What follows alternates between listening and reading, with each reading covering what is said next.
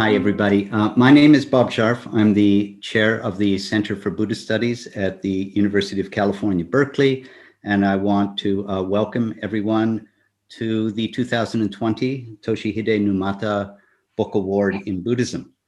Before we get going today, I'm just going to take care of a few housekeeping issues. First of all, everybody should know that this is being recorded and will be available later online. And the way it's going to go today is there's going to be some opening remarks in the presentation of the 2020 Book Award to Roger Jackson, following which Roger will be giving a keynote address, and then there will be time for questions and answers. Then there's going to be a break, just a quick 5-minute break, and that should be around 1:15 or 1:20. And then we are going to have our other panel presentations, and there should be plenty of time following that for discussion among the panelists and questions and answers from anybody who's online.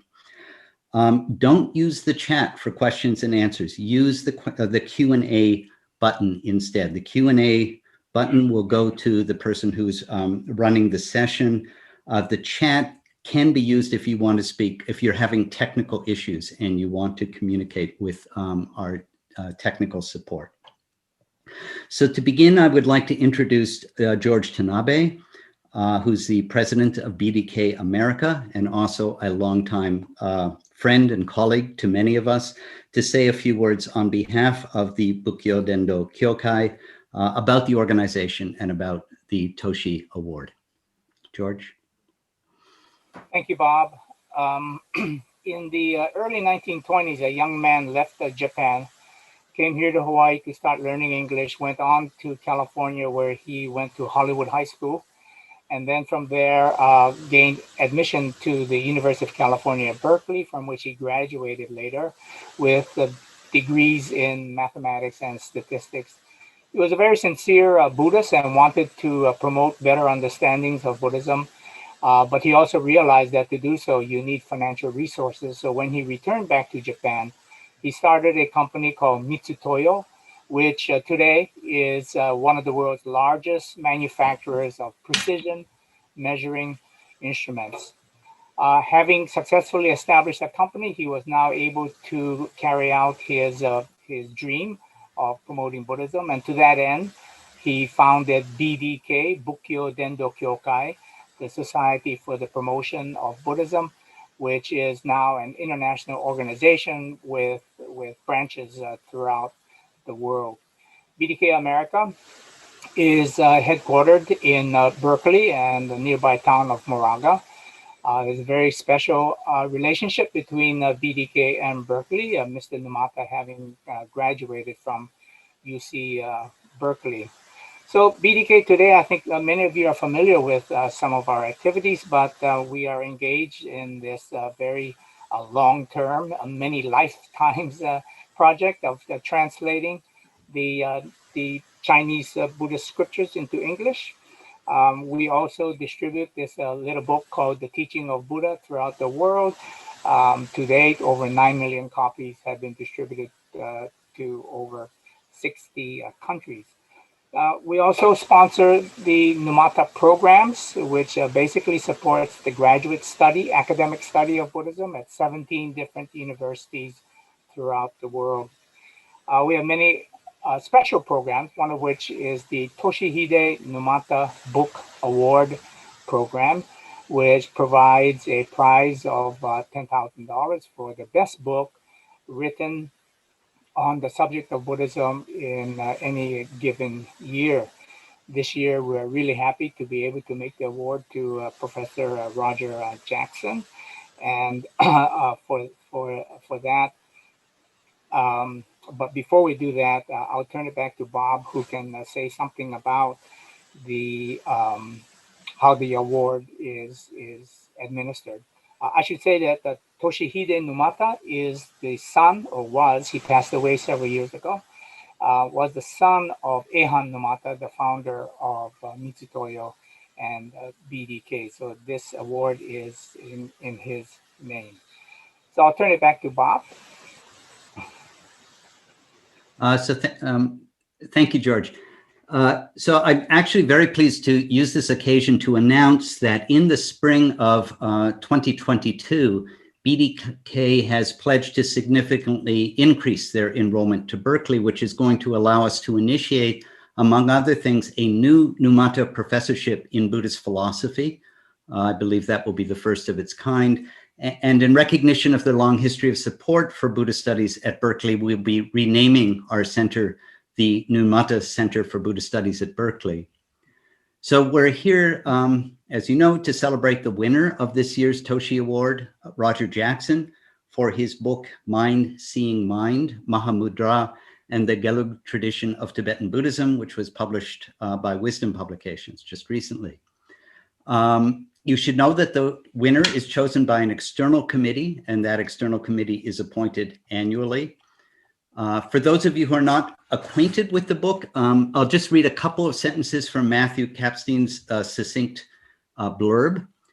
He writes, from the origins of the Mahāmudrā teaching in India through its refinement and development among the Kagyu masters of Tibet to its transmission to Tsongkhapa and his Gelugpa successors down to the present day, Jackson guides the reader on a journey resembling the exploration of a great river from its turbulent headwaters to the spreading streams of its delta. Concluding with a detailed consideration of contested questions about Mahāmudrā and the magnificent anthology of texts in translation, Mind Seeing Mind is a model study of the historical and doctrinal literature of Buddhism in Tibet. That's quoting from Matthew. Well, the members of this year's committee all had very high praise for Mind Seeing Mind. One reviewer calling it, quote, a model study of a central topic within Indo-Tibetan intellectual and contemplative history that is a must-read for anybody interested in the field. Reviewers also commented that it is exhaustive, leaving nothing to be desired. One called it a definitive work on the subject and remarked that it will become one of the central reference works for scholars of Tibetan Buddhism interested in the intellectual and practice histories of the Kagyu and Gelugpa domains, end quote. And all of the reviewers noted that it clearly represented a lifetime of work by Roger on the subject. So we're very pleased that Roger is the awardee this year, and I'd like to turn it over to George to present the award certificate to Roger. Thank you, Bob. Normally, with the in-person award ceremony and symposium, I would have the pleasure of physically handing the certificate and the check to the winner. But since we are separated this time around by several thousand miles, at least for me, we were going to have to resort to different means. So I'm really honored and pleased to be able to make the award of a certificate and the prize to Professor Roger Jackson. And for a book named Mind Seeing Mind, I think it is appropriate that I transmit the certificate to Professor Jackson using mind-to-mind transmission. So I'm going to send it to you now, Roger, and I hope you get it. Hello. Thank you, George. Did it arrive? It arrived. Yeah, so it proves it works. Mind-to-mind transmission. Yeah. Congratulations. Thank you. So I'd like to now introduce Roger for his talk today. By the way, I have Roger's book here. For those who don't know it, it's really a massive tome. It's a very impressive work. Roger Jackson is the John W. Nason Professor of Asian Studies and Religion, Emeritus at Carleton College, where he taught for nearly 3 decades. He's also taught at the University of Michigan. I actually believe we overlapped for a bit in 1984. I was a student at the time. Fairfield University, McGill University, and Maitripa College. He earned his MA and Ph.D. from the University of Wisconsin, where he studied under the well-known Geshe Sopa. He maintains a scholarly interest in Indian and Tibetan Buddhist systems of philosophy, meditation, and ritual, in Buddhism and other types of religious poetry, the study of mysticism, the contours of modern Buddhist thought. His books include The Wheel of Time, The Kalachakra in Context, which was written with Geshe Sopa and John Newman, Is Enlightenment Possible?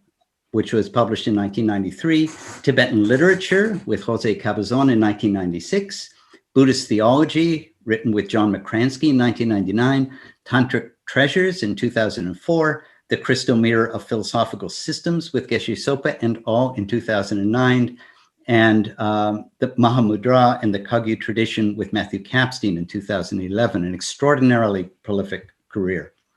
He's written dozens of articles and book chapters and reviews, but I should also notice that those of us in the field recognize Roger also for his selfless devotion to the field at large, both as editor-in-chief of the Journal of the International Association of Buddhist Studies, which he did for 8 years, and also as co-editor of the Indian International Journal of Buddhist Studies from 2006 to 2018. So it's my pleasure to turn the floor over to Roger for his keynote today. Thanks. Thank you very much, Bob. I want to start out here by thanking and acknowledging a variety of people. First of all, George Tanabe and the Numata Foundation for all that you and the foundation have done over the years for the field of Buddhist studies. I myself probably first became aware of the foundation in Thailand in something like 1974 when I opened up a motel room drawer and found the little sort of Buddhist Bible there that you had sponsored, and I've also benefited greatly from the translation series over the years, even though much of the work I do is more in the Indian and the Tibetan side. The Chinese, the translations from Chinese that BDK has produced are exemplary and have been very helpful in my own work. And I myself was fortunate to have a Numata professorship sponsored originally by Lara Breitstein at McGill in 2013. And a lot of the work and thought that went into this book really happened at McGill, and I was very appreciative of that opportunity. I also want to acknowledge David Kittelstrom. He was a student of mine at Carleton many, many years ago, but more importantly, he's become both a friend and an editor. And if you notice the size of Mind Seeing Mind, my brother, I believe, described it as a doorstop of a book. You know that to wrestle all that into some kind of coherent shape is not something any author can do alone. And David, who has a marvelous way of bringing the English language into scholarly work without compromising scholarly seriousness, is a lot of the reason that the book turned out at all decently in the end. So I'm very appreciative. Obviously, the selection committee, I don't know who they were, but I appreciate their going through the book and seeing some merit in it. You know, an author is always more aware of the flaws that remain in any work, but I'm glad that they saw past those and thought that it was worthy of some acknowledgement. Bob Sharf for handling all the kind of large-scale organizational matters connected to this. As Bob noted, I've known him for a long time, and I'm very appreciative of the scholarly work that Bob has done, which is always critical and inquiring and sometimes very provocative. And I also appreciate the work he's done with the center here, the various symposia and seminars that he put on, most of which are available online, are invariably stimulating, and I've watched quite a lot of them with great profit. I want to thank Sanjot Mahentale and Sky Van Valkenburg for handling the technical aspects of this. And of course, I want to thank Tom Tillemans, George Dreyfus, Giacomella Orofino, and David Higgins for being willing to be part of the panel in this symposium, and also to Jake Dalton for handling the sort of second half of this event. Finally, just a thanks to those family and friends who are out there. I can't see you, but I send you my greetings and my thanks for checking in on this particular occasion. So I'll get down to things here, though that was sort of a preface, and now I'll have a sort of an introduction to the talk. The first thing I want to say is that the way I'm approaching this, perhaps it has something to do with the audience being not a typical one necessarily for an academic symposium, is that I'm keying my remarks not necessarily so much to the specialized scholars out there as to a slightly larger audience. And really what I'm going to say here is, you might think of it as a kind of appetizer for the much richer courses that will follow from my esteemed colleagues. And I'm not reading a paper. What I'm doing is a little more like the way I might conduct a classroom lecture. Not using PowerPoint. I'm just a talking head, probably on a road to nowhere. But in any case, I'll do the best I can with it. I certainly appreciate the opportunity. Finally, just to say something about the way this talk will be structured. There are basically 4 sections. The first one is what you might roughly call autobiographical. I'll talk a little bit about my own connection to Mahāmudrā, perhaps both personal and scholarly over the years, and say a little bit as well about how the book came to be, something of the process. Maybe it's the sort of sausage factory information that nobody really cares about, but I thought I would risk that and say a few things about how this book came together over the years. And then I'll shift over to talking a little bit about, broadly speaking, about Mahāmudrā in the Tibetan Buddhist scene. I'm particularly interested in Mahāmudrā as sort of a part of Tibetan cultural history. And then I'll shift from there to talking a little more about what Mahāmudrā has been like and how it's been received in the West, both on the scholarly level and again on the level of Buddhist practice and the transmission of Buddhism to the West. Finally, I'm going to have my conclusion is sort of a mild self-critique in which I'll attempt to at least poke some holes in some of the points that I myself have made. So that's more or less how I plan to proceed here. So starting out the section that I'm roughly calling autobiographical, I thought before talking about any of those kinds of elements of my own life or the coming into existence of the book, I'd say a little bit, again, this is particularly for the benefit of those in the audience who may not be well versed in some of these matters, or in Tibetan Buddhist studies, or even Buddhist studies, or even Buddhism as a whole, and just give a really quick overview of some of the things that we can say about Mahāmudrā, so you can get a sense of what the topic of this book is. I think you can start out by using the phrase, this is a common phrase in the humanities, but it was David Gray, a fine scholar at Santa Clara, who used the term of art to describe what Mahāmudrā is. It's a term of art in Indian and Tibetan Buddhist traditions. The actual translation of the term, it's a Sanskrit term. It's been translated a number of different ways into English over the couple of centuries of scholarship in the West on this. The most common probably is Great Seal, as in a seal that gives you an imprimatur, like a royal seal. But it's also been translated, and not unreasonably, as great symbol, great gesture, great attitude, great consort, or even great embrace. All these have a particular valency in particular contexts. I think Great Seal probably is the one that serves us best and is the most common. If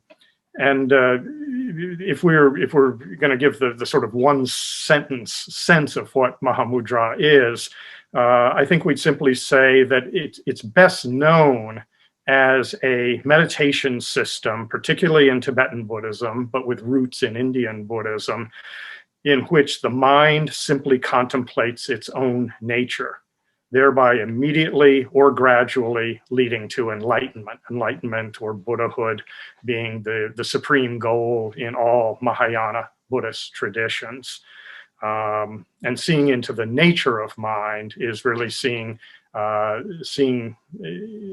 perhaps above all both the luminosity and the emptiness of that mind. Emptiness, as many of you know, is a key term in Mahayana Buddhist philosophy and metaphysics and ontology, and it describes the actual nature of all phenomena, both worldly and transmundane, and it is a presumption in all Mahayana Buddhist traditions that we will not be liberated from our sufferings in the wheel of existence unless we gain a direct realization of the actual nature of things. And again, the term that is most often, though it's not the only one, but most often used for that realization, or for the object of that realization, is emptiness.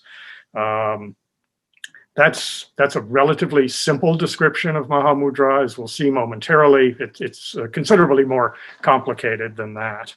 That's just by way of a very quick and dirty description of Mahāmudrā. In terms of my own exposure to and interest in Mahāmudrā, probably I first came on the word sometime in my undergraduate days at Wesleyan University. During those days, I actually was in a program that focused on the great literary, philosophical, and historical traditions of the West. And then, the 60s happened, and next thing I knew, I was a religion major. And I focused in my time at Wesleyan on a variety of different Asian traditions. That certainly was my orientation. But it could be Vedanta, it could be Zhuangzi, it certainly could be Zen. I was very, very interested in Zen. In fact, my first year, Philip Kapleau Roshi came to Wesleyan in the fall and did an evening-long sesshin, which was a marvelous introduction to how really difficult meditation actually can be. So I focused on all these things with a kind of a generous side helpings of Heidegger and William James and Hermann Hesse and Carlos Castaneda and a lot of the Grateful Dead, who, if I had anything resembling a religion before I turned to Buddhism, it would probably be the Dead. After graduating from Wesleyan, my then girlfriend, now wife, and I went overland to Asia, eventually ended up at Kopan Monastery outside of Kathmandu, outside of Bodhnath, actually, and there underwent the rigorous and difficult and challenging 1-month meditation course put on by Lamas Thupten Yeshe and Lama Thupten Zopa Rinpoche. We sort of felt like we had found a spiritual home. We dug into the kind of intricacies of particularly Gelukpa, metaphysics and ontology and epistemology, the whole Lam Rim. We spent time in Dharamsala as well at the Library of Tibetan Works and Archives, went back to Nepal eventually, did a second course. Even as we were doing this, though, in Nepal, and even as we were kind of getting steeped in the Gelukpa tradition, which, as I think most of you know, is also the tradition that has given us the Dalai Lamas, I sometimes found it all a little overwhelming. And perhaps because of my original interest in Zen, I longed for something simpler and found myself reading a variety of different books that were kind of sitting around at Kopan or in Dharamsala. And it was here probably that I first began to get a feel for this tradition of Mahāmudrā. And I'm just going to read you a couple of very brief quotes from books that I looked at that time. And this will give you a feel for what appealed to me about Mahāmudrā. Again, partly in contrast to all the complexities, all the ritual that I found in Tibetan Buddhism in general and the Geluk in particular.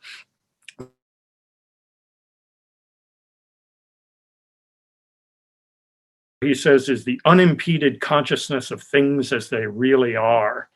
This to me had echoes of Aldous Huxley, of William Blake, of the whole notion that if we only cleanse the doors of perception, we would see the universe as it is, infinite. And the idea that we could have this kind of direct access to an unimpeded consciousness was refreshing in the midst of all the complexity.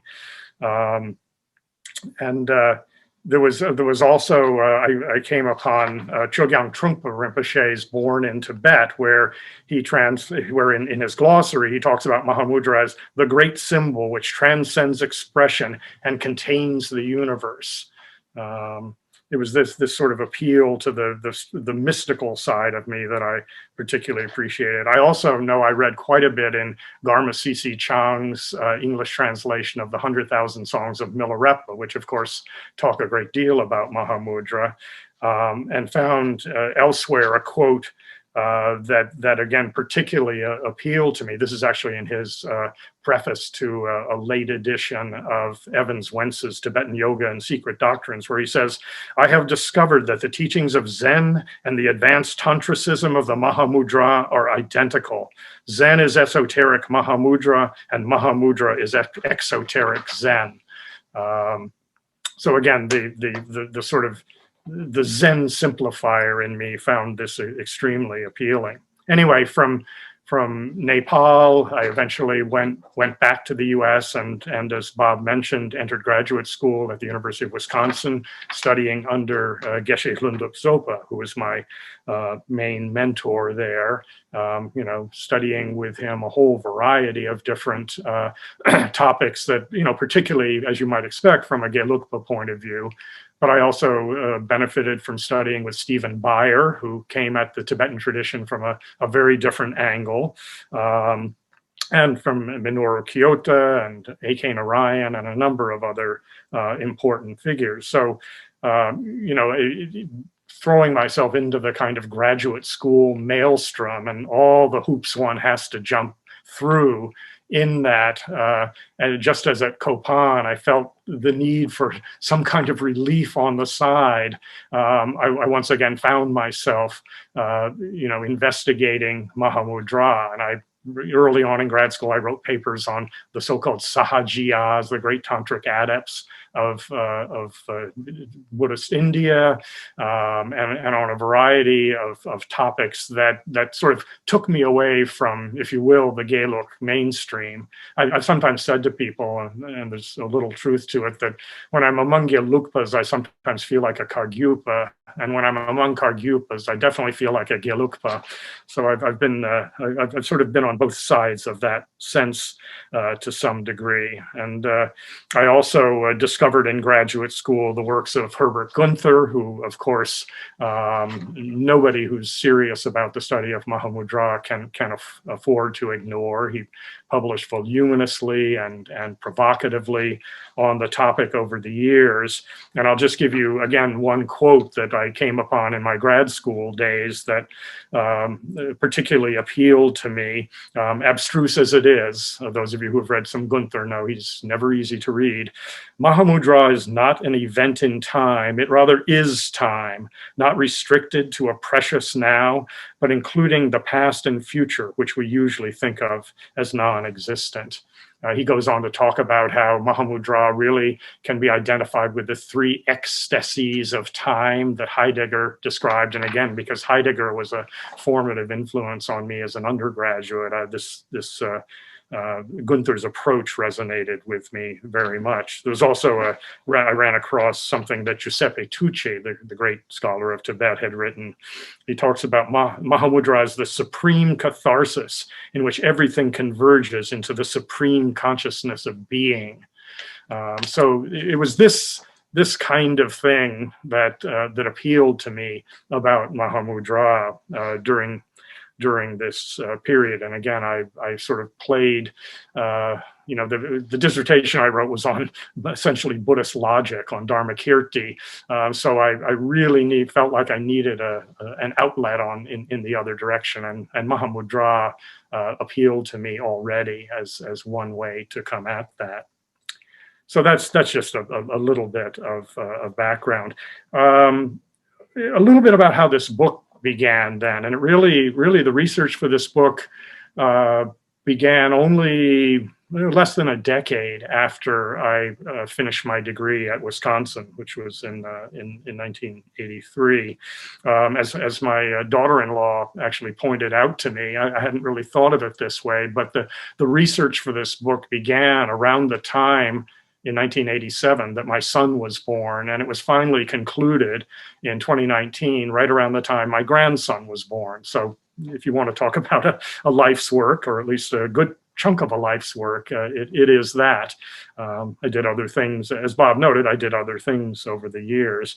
The way this started out was I just thought, oh, I'll translate a few Geluk Mahāmudrā texts, write a little introduction and be done with it. But when you begin reading the Geluk Mahāmudrā texts, you realize that you can't make any sense of them unless you steep yourself in the Kagyu tradition, which is the Tibetan Buddhist tradition most famous for putting Mahāmudrā, the Great Seal, front and center. So I began digging into Kagyu literature as much as I could. And when you get into the Kagyu literature, you especially become aware that all this is traced back to India. And so I found myself mucking around in various Buddhist sutras and tantras and tantric commentaries and tantric songs that were produced in India, and especially in the latter half of the first millennium of the Common Era. And this took me to a point where I thought, oh, this is really getting out of hand. I'd sort of gone down a rabbit hole, which suddenly opened me up to the possibility that this might be 2 volumes. I'd have one volume on Geluk Mahāmudrā, and then I'd have a volume that was sort of a historical overview of Mahāmudrā in India and Tibet.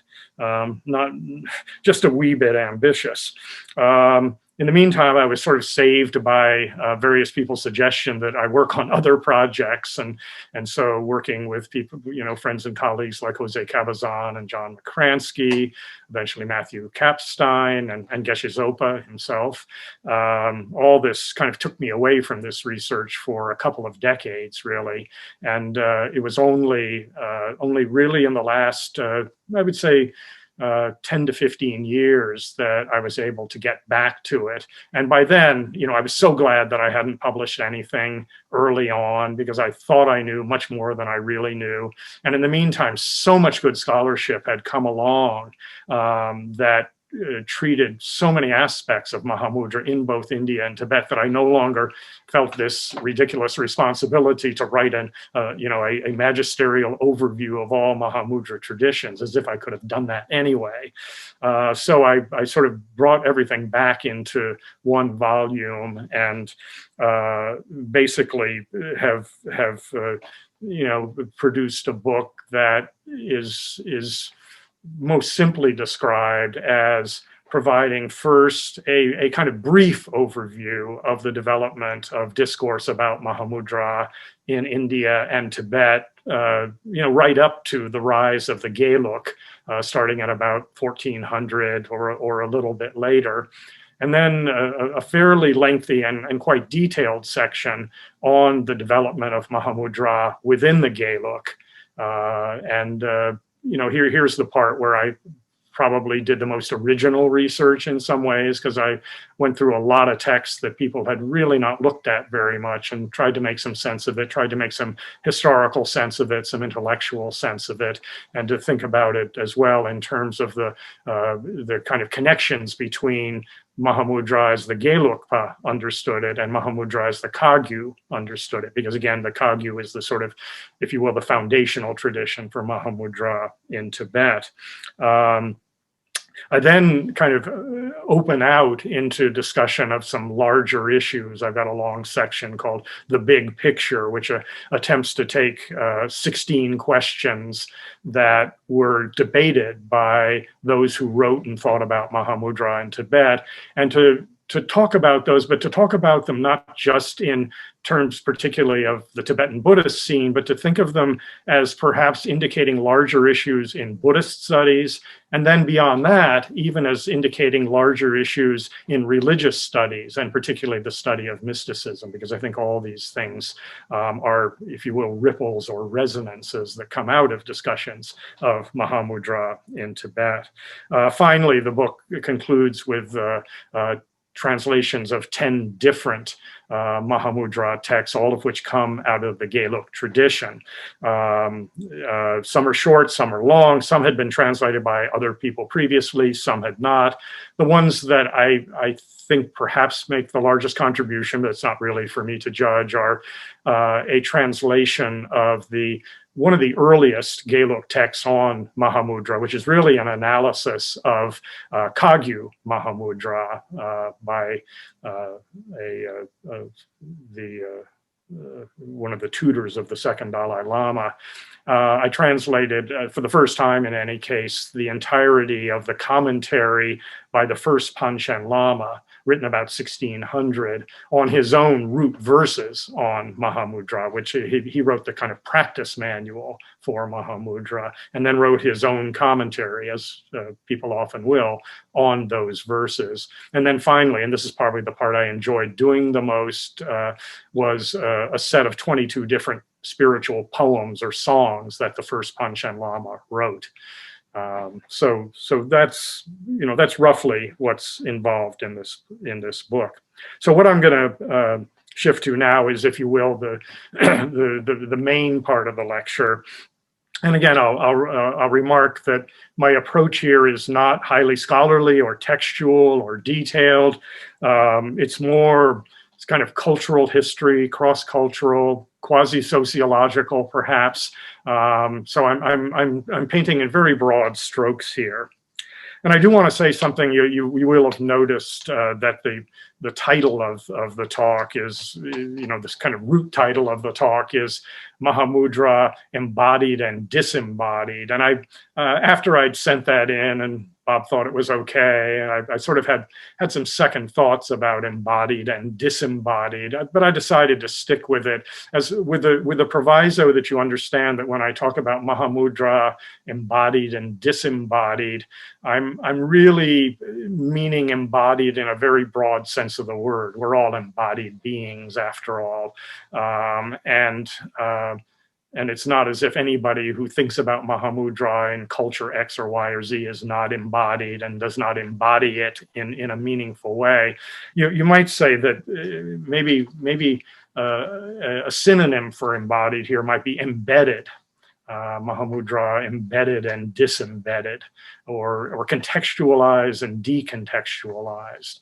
Because I think you can already see from my own initial attraction to Mahāmudrā that I was picking and choosing things that I liked in it that appealed to my own way of coming at the world, intellectually, emotionally, and otherwise. And I think perhaps I have not been entirely alone in that. Anyway, with that kind of caveat, I'll turn to talking a little bit about what I call embodied Mahāmudrā, which is Mahāmudrā in Tibetan traditions. And as I noted before, and as I think you must be aware, you can't meaningfully talk about Mahāmudrā in the Tibetan traditions without going back into Indian Buddhism, particularly into Indian Tantric Buddhism, which is an important aspect of or approach to Mahayana, or great vehicle Buddhism in India. The term comes up in a variety of kind of what we might regard as early tantras, early, late. All these are very difficult and controversial terms when we're trying to talk about Indian intellectual history, because dating of texts is notoriously difficult. But if we talk about the variety of tantras that are classified by later scholars as being, for instance, yoga tantras or Mahayoga tantras or yogini tantras, with Mahayoga and yogini sometimes classed by Tibetans as unexcelled yoga tantras. Highest yoga tantra is a common translation of the same term. We find actually that there may be some kind of a development of the usages of the term. I think there is.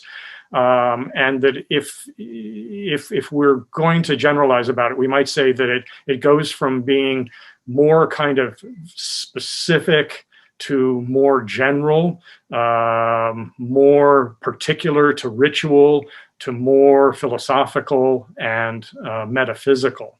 So we have in maybe some of the earliest usages of the term, it simply represents a particular hand gesture, a mudra, that is used to kind of seal various meditative practices. In the yoga tantra systems, and these are systems that became well known in Tibet, they also they were kind of the heart of the esoteric Buddhist systems that went to China and then eventually to elsewhere in East Asia. In the yoga tantras, it's one of 4 mudras, which again don't necessarily mean hand gestures here, though there might be an accompanying hand gesture, but it also represents the sealing of a particular meditative attainment. Here it often is sealing your own visualization of yourself as the Buddha you eventually will be. When we get to the more esoteric and later Mahayoga and Yogini tantras, again, they go roughly under the category of highest yoga tantra in most Tibetan Buddhist systems. You see now that it also refers to a consort, a flesh and blood consort who might be used in tantric sexual practices. Sexual practices are, as I think most of you know, a part of tantric traditions in India, whether Buddhist or Hindu or otherwise. It also talks about, though, the Mahāmudrā as the experience that is induced by those practices and by other advanced tantric practices, which is a gnosis or a wisdom in which the realization of emptiness as the nature of things and an experience of great bliss are completely fused, completely inseparable. And at the same time, there's this notion of a kind of luminosity as well. So there's this sort of luminous bliss void awareness is really what is being described here. It also comes to be described as the Mahāmudrā Siddhi, the attainment, the accomplishment, the Buddhahood that awaits us at the end of the tantric path. It also, in some of these Indian texts, though this will become much more prominent in Tibet, it also begins to describe a particular meditative practice in which the emphasis is, for instance, on stopping conceptual thought. Or not putting anything into mind. Non-mentation is one of the terms here. And so it gets these senses as well. And finally, and perhaps most importantly, in certain respects, it becomes a term that begins to be seen as equivalent to some of the other great and significant metaphysical and ontological terms of Mahayana Buddhism. So it comes to be seen as equivalent to emptiness, equivalent to the Dharma body or Dharmakaya of a Buddha, equivalent to Buddha nature or the Tathagata Garbha. So it takes on all these resonances, not all of which even came from the tantric tradition. So it begins to in the very late period of Buddhism in India, Mahāmudrā, it's suggested may somehow really have been present in many of the sutras and shastras or treatises, written by great figures in the Mahayana tradition like Nagarjuna or Asanga or Vasubandhu. And the term may not appear, but implicitly, because Mahāmudrā is about seeing the nature of reality, particularly seeing the nature of mind, any text that talks about the nature of reality and the nature of mind is really about Mahāmudrā. So in a weird way, and this is part of the problem, if you're a Mahāmudrā scholar, suddenly Mahāmudrā is everywhere and everything is about Mahāmudrā. So restricting it is not an easy matter. though the Tibetans did manage to do this to some degree. It was particularly in the works of Maitripa, who was one of the last great figures here, that this possibility of a sutra tantra connection was made. The other group of figures worth mentioning in terms of Mahāmudrā in India are what are called the great adepts, the Mahasiddhas, often listed as 84. There are other lists as well. These are often how many of them really were historical figures, we don't know. We have works attributed to many of them in the Tibetan Buddhist canon, and in some remains we have in Indic languages. But they are in any case presented as these charismatic, powerful, magic-working, countercultural, transgressive figures in many cases. And for Mahāmudrā purposes, the greatest of these is Saraha, whose dates have been proposed as anywhere from the 2nd century of the Common Era to as late as the 9th or the 10th, and I don't think anybody precisely knows. But in his songs, his dohas, his songs of spiritual experience, he comes forth with this wonderful, these rhetorics that are on the one hand critical of all sorts of social and religious institutions and practices, on the other hand strongly affirmative of the inherent Buddhahood or Buddha nature or luminosity of mind that we all possess. And this rhetoric, at what Bernard Faure long ago so felicitously termed the rhetoric of immediacy. Immediacy in a double sense. This notion that enlightenment, if we could really just see the nature of our mind immediately, we would be enlightened.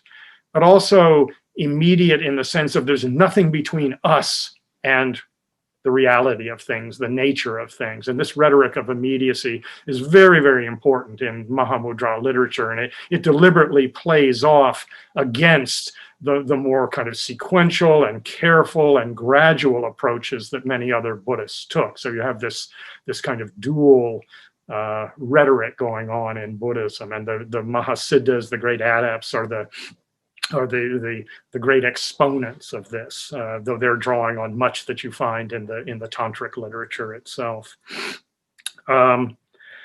So when we get to Tibet, I'm going to pass very quickly over the traditions that sort of precede, that are outside the Kagyu, but simply mention that every Tibetan tradition has had to take Mahāmudrā seriously to one degree or another. The period that we're talking about for the really serious introduction of Mahāmudrā texts, ideas, practices is what the Tibetans call the second dissemination of Buddhism there. We could trace this, we could date this roughly to the year 1000, a little bit before perhaps, where after a period of some unrest and some chaos in central Tibet after the collapse of the old empire, texts and translators began to go to and from India, and there was as Ronald Davidson has termed it, there was a kind of renaissance of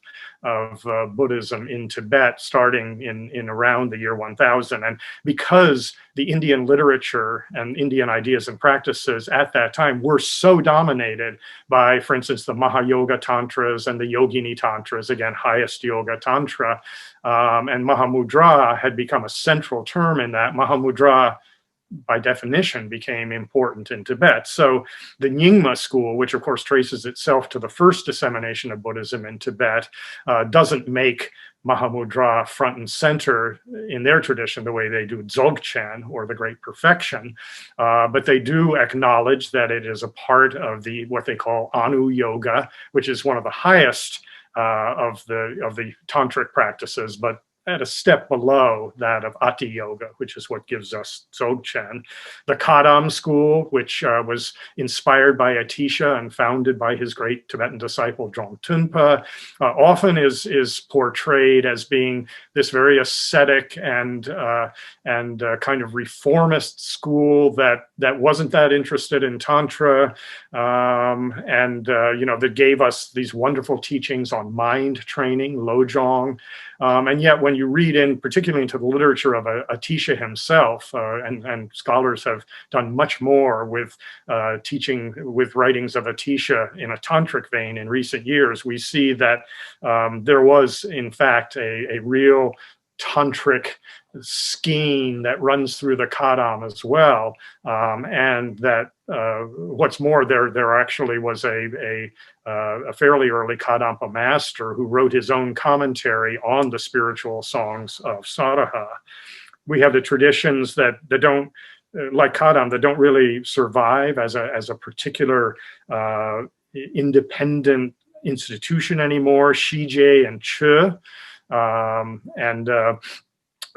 But they under the inspiration and direction of Padampa Sangye and one of the great female yogis in Tibetan history, Machiklap Dunma, we had practices that involve Mahāmudrā as well, and those were drawn into the other traditions, even when institutionally Shije, for instance, became less influential. And the Sakya tradition as well has Mahāmudrā as an important component, though Sakyapas are in general very specific and quite particular about how this term ought to be used. The famous Sakya Pandita, one of the greatest of all their scholars and masters, specified in criticizing Kagyupa Mahāmudrā that anything that was not consequent on a tantric initiation, any experience that was not consequent on that, could not really be Mahāmudrā, because the Kagyupas,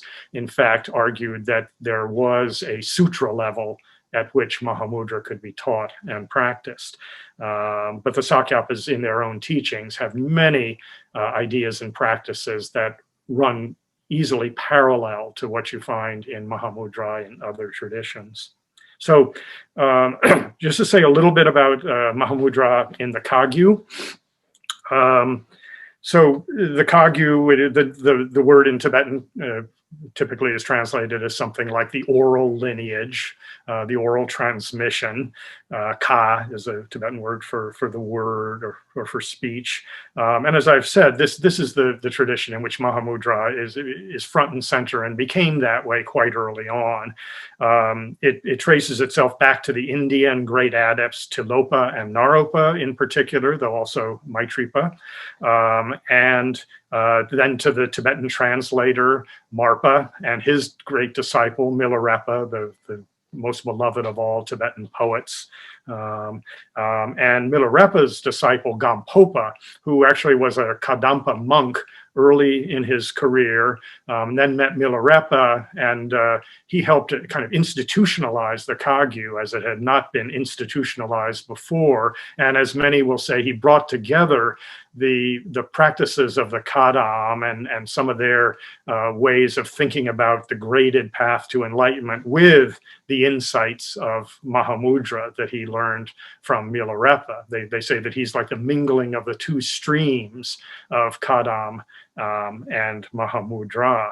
And Gampopa in turn had a great number of disciples who disseminated the doctrine in various places in central Tibet and then in other parts of Tibet. And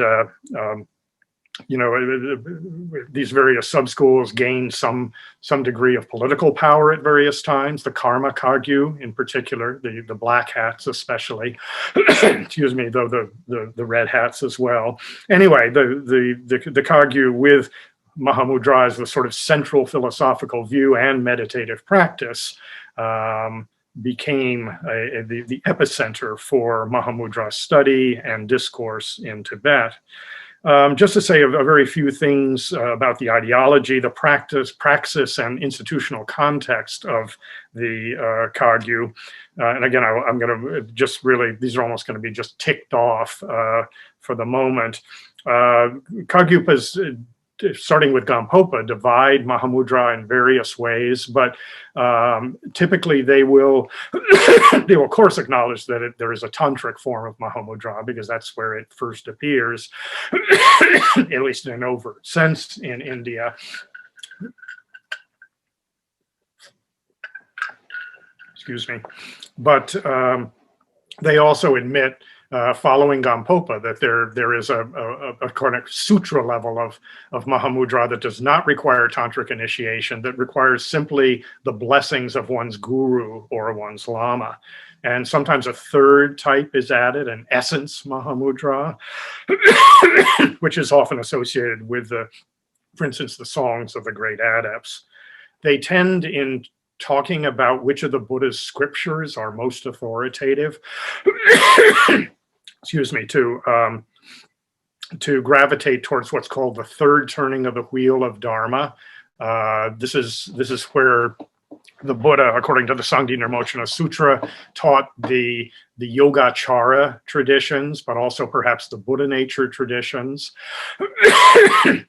And while Kagyupas will often refer to themselves as Madhyamikas, most Tibetan Buddhists will, their form of Madhyamaka is strongly inflected with and influenced by Yogacara, with its emphasis on the innate purity of the mind and the kind of discovery of that as an essential practice. In terms of being Madhyamikas, they of course admit that emptiness is the essence of things, which is no essence. It's the true nature of all things. But when it comes to the thinking about what it means to say the mind is empty, and the mind, of course, is the key factor here, especially when we're thinking about Mahāmudrā, they will often take the standpoint that is referred to as extrinsic emptiness or other emptiness, whereby you might say that, oh, this computer and the shade in front of me and the light, and in fact, I am empty of any kind of intrinsic existence. I'm not permanent, partless, independent. I don't exist from my own side, and so forth. But they say, and again, I'm vastly oversimplifying a very complex position here, but they say roughly that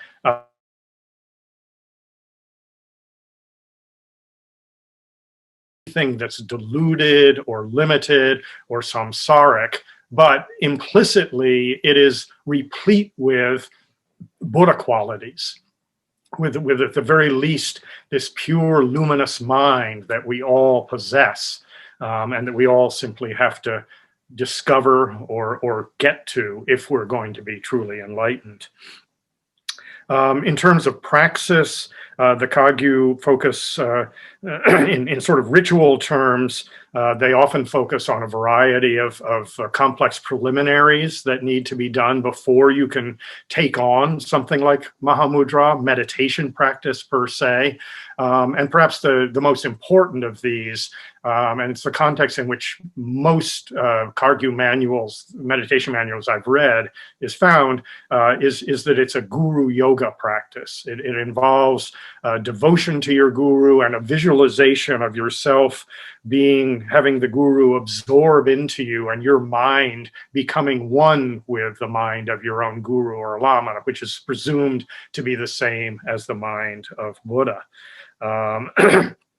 They also talk some about whether there are sudden immediate ways of achieving enlightenment or gradual ways, and they tend to agree that the sudden ways are only for those with really good previous karma, and that most of us are reasonably deluded and need to follow a more gradual practice.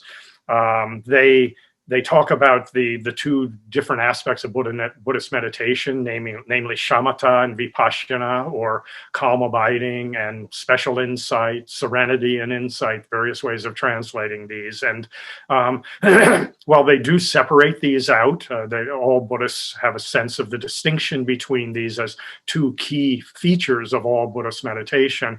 The Kagyupas often will sort of meld these in a way that you don't always see in other traditions. Actually, it reminds me of the way it's melded in some Chan or Zen traditions. The Platform Sutra of the Sixth Patriarch, I think, has something like this going on, although people more knowledgeable about that than I could certainly correct me.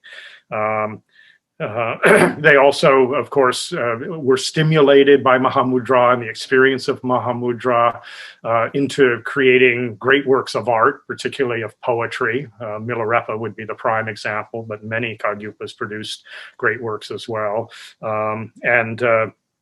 As well, you know, they reflected on the ethical implications of Mahāmudrā, with many assuming, as Buddhists typically do, that the realization of the nature of reality does not lead to any kind of antinomianism or any kind of really transgressive behavior, but others saying that, you know, those who have seen reality are free to behave the way they want to, as long as they recognize and are operating out of a true sense of compassion for other beings. So there are Mahāmudrā practitioners among the Kagyu who are very conventional, and then there are those who are deliberately transgressive, particularly those who call themselves the Nyumpa, the crazies, a group of yogis in Tibet that may go back as far as Milarepa, and for whom the great adepts of India are sort of models.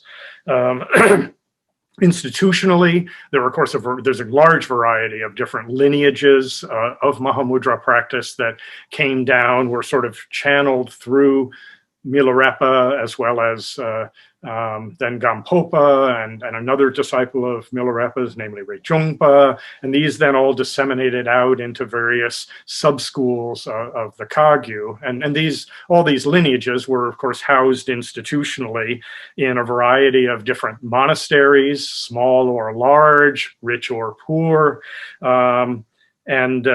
You know, within this, I think it's fair to say that the educational system developed at these monasteries and these various other types of centers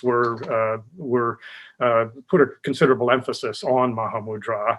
Retreats were, you know, whether there were caves out in the mountains or they were retreats nearer to the great monasteries, were certainly the place in which you would actually try to put Mahāmudrā that you might have learned about at the monastery or read about or heard about into practice. So there's this variety of institutional settings, but we could say that Mahāmudrā, at least in terms of an ideology, is very close to the center of how Kagyupas think of themselves as a tradition within Tibet. When we shift over to the Geluk then, here we have, you know, I talked a little bit about the Kagyu lineage. Here, the Tibetan tradition of Mahāmudrā, and kind of in retrospect, looking back from several hundred years later, acknowledges the great Indian forebearers of Mahāmudrā, like Saraha and Tilopa and Naropa and so forth. But they trace themselves in particular to Tsongkhapa Lodsan Drakpa, or J. Rinpoche, who was the founder, if you will, of the Geluk school, and certainly its lodestar, its North Star, its most charismatic and to this day most important figure. He is said to have received various Mahāmudrā teachings from teachers of his own who were Kagyupas. He studied with teachers from all the different schools that he could find in his day. This is, again, you know, late 14th, early 15th century. And he supposedly received from the Buddha or Bodhisattva of wisdom, Manjushri, a special transmission that included a magical book as well as specific teachings on Mahāmudrā, which were then handed down to just one disciple, who handed them down to just one disciple. And in this way, these teachings were handed down over the course of almost 200 years until they came to a figure by the name of Losang Chukyi Gyaltsen, who was, depending on your counting system, either the first or the fourth Panchen Lama. This is, of course, one of the two great incarnation lineages of the Geluk in Tibet, the Dalai Lamas obviously being the other. And the first Panchen, as I'll just refer to him because it's easier, received this tradition from his own teacher, and he was the first to publicize the tradition. He wrote this short meditation manual, 47 verses, that tells you how to meditate on Mahāmudrā within the Geluk context, and then wrote, as I mentioned, this commentary on it, wrote poems, he wrote a lineage history, and suddenly what had been relatively secret, though not entirely unknown, was out in the open, and it worked from there through the Geluk tradition right down into the 20th century, where it still is preserved. A figure like Pabonka Rinpoche, who bridged the 19th and 20th centuries and was a formative figure for modern Geluk, kind of consolidated the tradition of Mahāmudrā in various ways. And he in turn was the teacher of many of the Dalai Lama's teachers, and the Dalai Lama received it from them. And of course, it's now been disseminated much more widely in the diaspora community. In terms of the ideology of the Geluk vis-a-vis Mahāmudrā, I'll just say that they make a sharp distinction. There is Sutra Mahāmudrā and there is Tantra Mahāmudrā, and that's it. Sutra Mahāmudrā is basically meditation on emptiness with the mind as the specific object. Tantric Mahāmudrā is essentially the most advanced realization of completion stage practices of highest yoga tantra, the sort of clear light or luminosity that is a result of working within the subtle body at the very most advanced stages of the tantras. The Gelukpas tend towards the second turning of the wheel of Dharma, in which the Perfection of Wisdom Sutras were promulgated and that were followed up on by figures like Nagarjuna and Chandrakirti, where the focus is above all on emptiness of intrinsic existence, without this Yogacara focus on the mind in quite the same way.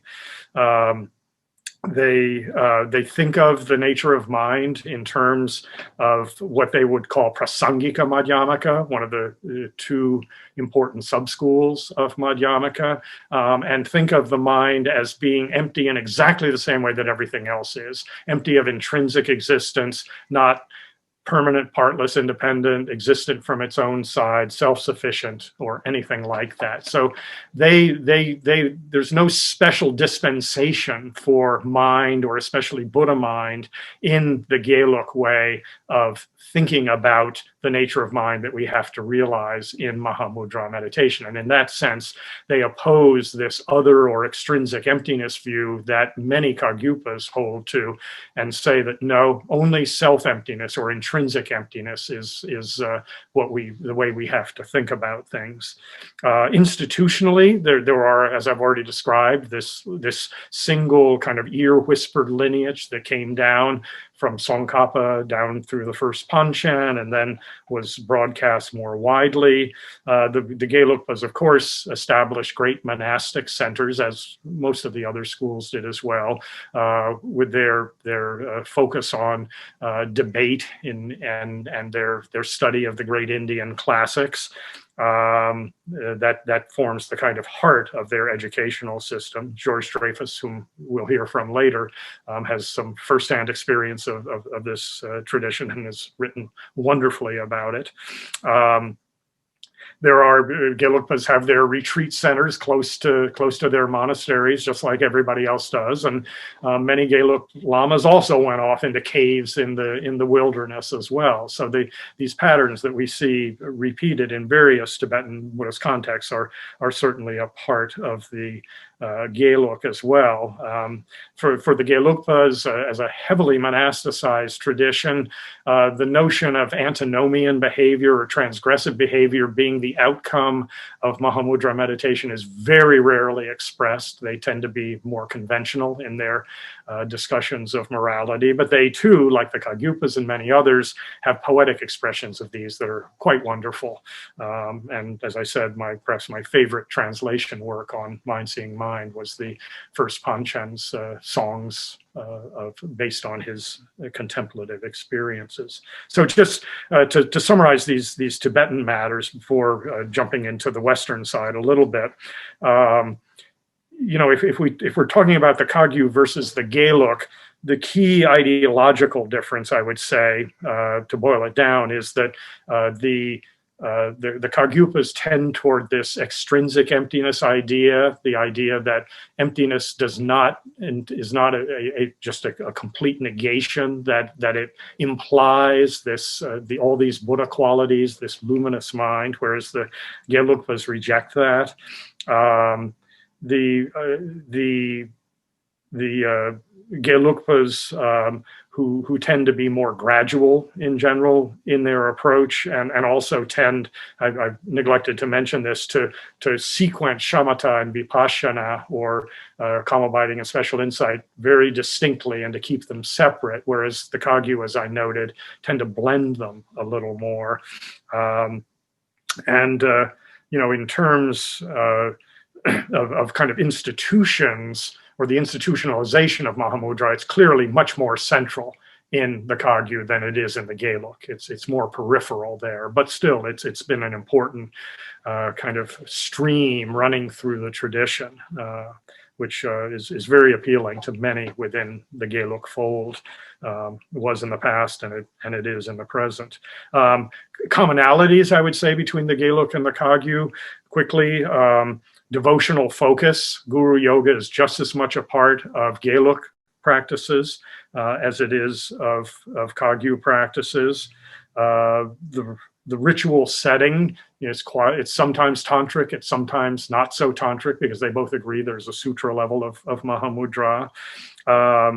They both agree, at the very least, that calm abiding and insight are the two basic meditative procedures that need to be included in Mahāmudrā meditation, with the mind as object. And in this very broad sense, Mahāmudrā is very much embodied or embedded or contextualized within the larger socio-religious situation in these Tibetan schools. So shifting now to what I'm calling disembodied Mahāmudrā, and that's talking about some Western versions of this, and I'm aware of the time, and we'll try to move a little more quickly through this, as those who know me and those who would have studied with me know, I never met a time limit that I couldn't and usually didn't exceed. So I should have warned you at the outset. I'm going to start with a very, very quick overview of Mahāmudrā studies in the West, from if you will, the kind of more scholarly side, and just note that, I think that the term first turns up in Alexander Choma-Dakorosh's Tibetan dictionary from the 1830s, but I think that the definition is something like, is it a really high number? It bears no connection to anything we now know about Mahāmudrā. It's really in the 1890s and early 1900s that scholars / missionaries like Sarat Chandra Das and Austin Waddell, in their Das in his dictionary, Waddell in his book on Lamaism, came closer to talking about what Mahāmudrā really meant, particularly within the Kagyu tradition.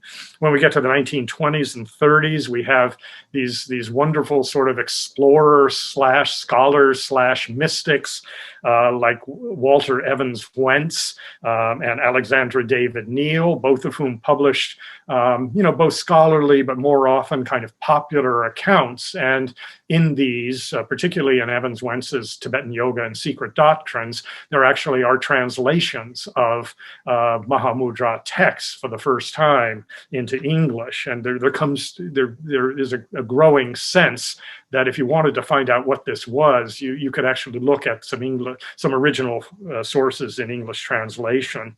When we come to the late 40s and the 1950s, we have the publication of George Rerich's great translation, much aided by Gendun Chöpel, a Tibetan ex-monk and a great figure in his own right, who helped Rerich in his translation of the Blue Annals, one of the great Tibetan chronicles, which has a great deal of material on the history of Mahāmudrā in Tibet. And you have the early works of Herbert Gunther, whom I mentioned before, this book called Yuganada, The Tantric View of Life, which was his earliest work on this, but far from his last. When we get to the post-1959 period, that 59, of course, being a watershed year because that's the year of the failed revolt in Lhasa and the beginning of the Tibetan diaspora, studies pick up. Gunther continues to publish in various ways. He wrote a very important article in, I think it was the Tibet Journal, called Mahāmudrā, the Method of Actualization, which was one of the first works to just focus on that. He looked back at works by Gampopa and Pema Karpo, different Kargyupa figures. He translated Gampopa's famous Stages of the Path text, The Jewel Ornament of Liberation, the wisdom chapter of which focuses to some degree on Mahāmudrā. And he translated in the late 60s the King Dohas of Saraha, again, this great adept who is the inspiring force behind so much of Tibetan Mahāmudrā, but himself an Indian. A scholar by the name of Michael Broido in the 1980s published some extremely erudite and thought-provoking articles on Mahāmudrā, again, drawing primarily on Kargyu sources. David Jackson, who most recently taught at the University of Hamburg, but I believe is retired now, wrote a superb analysis in the early 1990s called Enlightenment by a Single Means, that examined the debate that I mentioned in passing between the Sakyapa school and the Kagyu school over whether, among other things, there could be a sutra level on which we could understand Mahāmudrā. Jan Willis was the first to publish a book, so far as I know, on the Geluk Mahāmudrā tradition. Her book, Enlightened Beings, is a wonderfully researched and wonderfully written and translated book on the important members of the Geluk Mahāmudrā lineage. More recently, Klaus-Dieter Mattes of the Vienna Circle of Mahāmudrā Studies has published, besides many articles, has published an excellent study and translation of a commentary on Buddha nature through the lens of Mahāmudrā by the same scholar who wrote the Blue Annals. He also more recently published a magisterial work on Maitripa and his texts, which again were very late texts in the Indian tradition.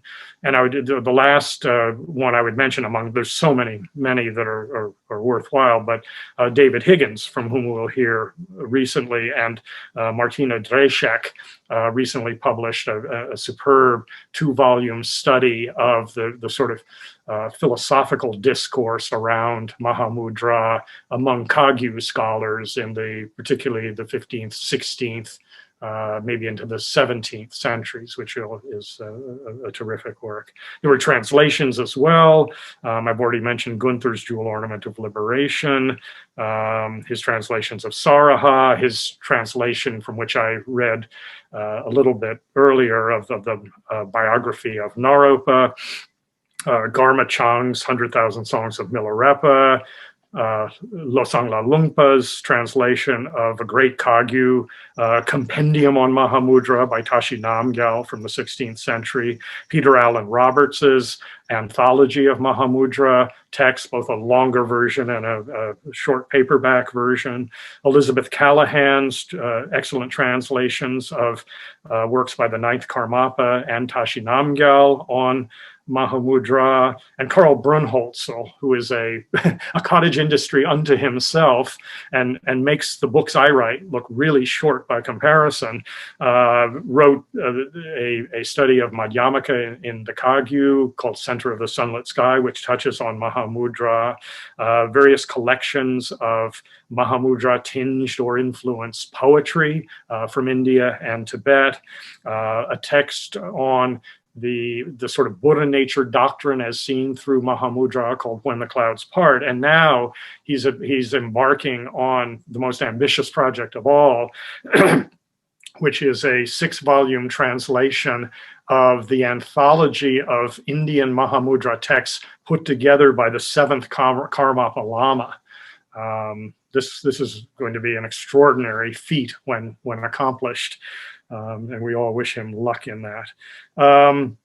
enough with the scholarship talking in terms of briefly of practice. I don't want to skew this too much by any means, but we might say that of lamas who have taught Westerners or taught in the West, there were those who sort of heavily contextualized their teaching of Mahāmudrā, and those who to some degree decontextualized it. Again, I don't want to, these are not absolutely skewed or polar opposite categories by any means. But if we just think about the teachings, that one might have received or read about from figures like Kalu Rinpoche or Khenpo Kathar Rinpoche, great figures within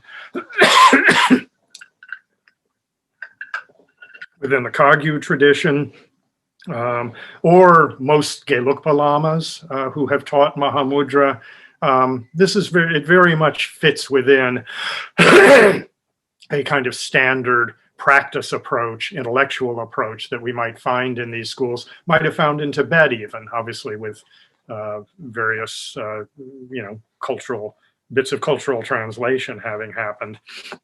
But then there were those lamas, often very charismatic lamas, who will, they're not taking it out of context exactly. Again, I don't want to say that they're doing that, but they were willing to open it out more into familiar Western ways of talking and thinking. And I'm just going to very quickly quote two of these. The first is my own first Lama, Lama Yeshe, who in a recently published book on Mahāmudrā, though taken from lectures from the 1980s, I believe, says, the reality of non-duality is inescapable.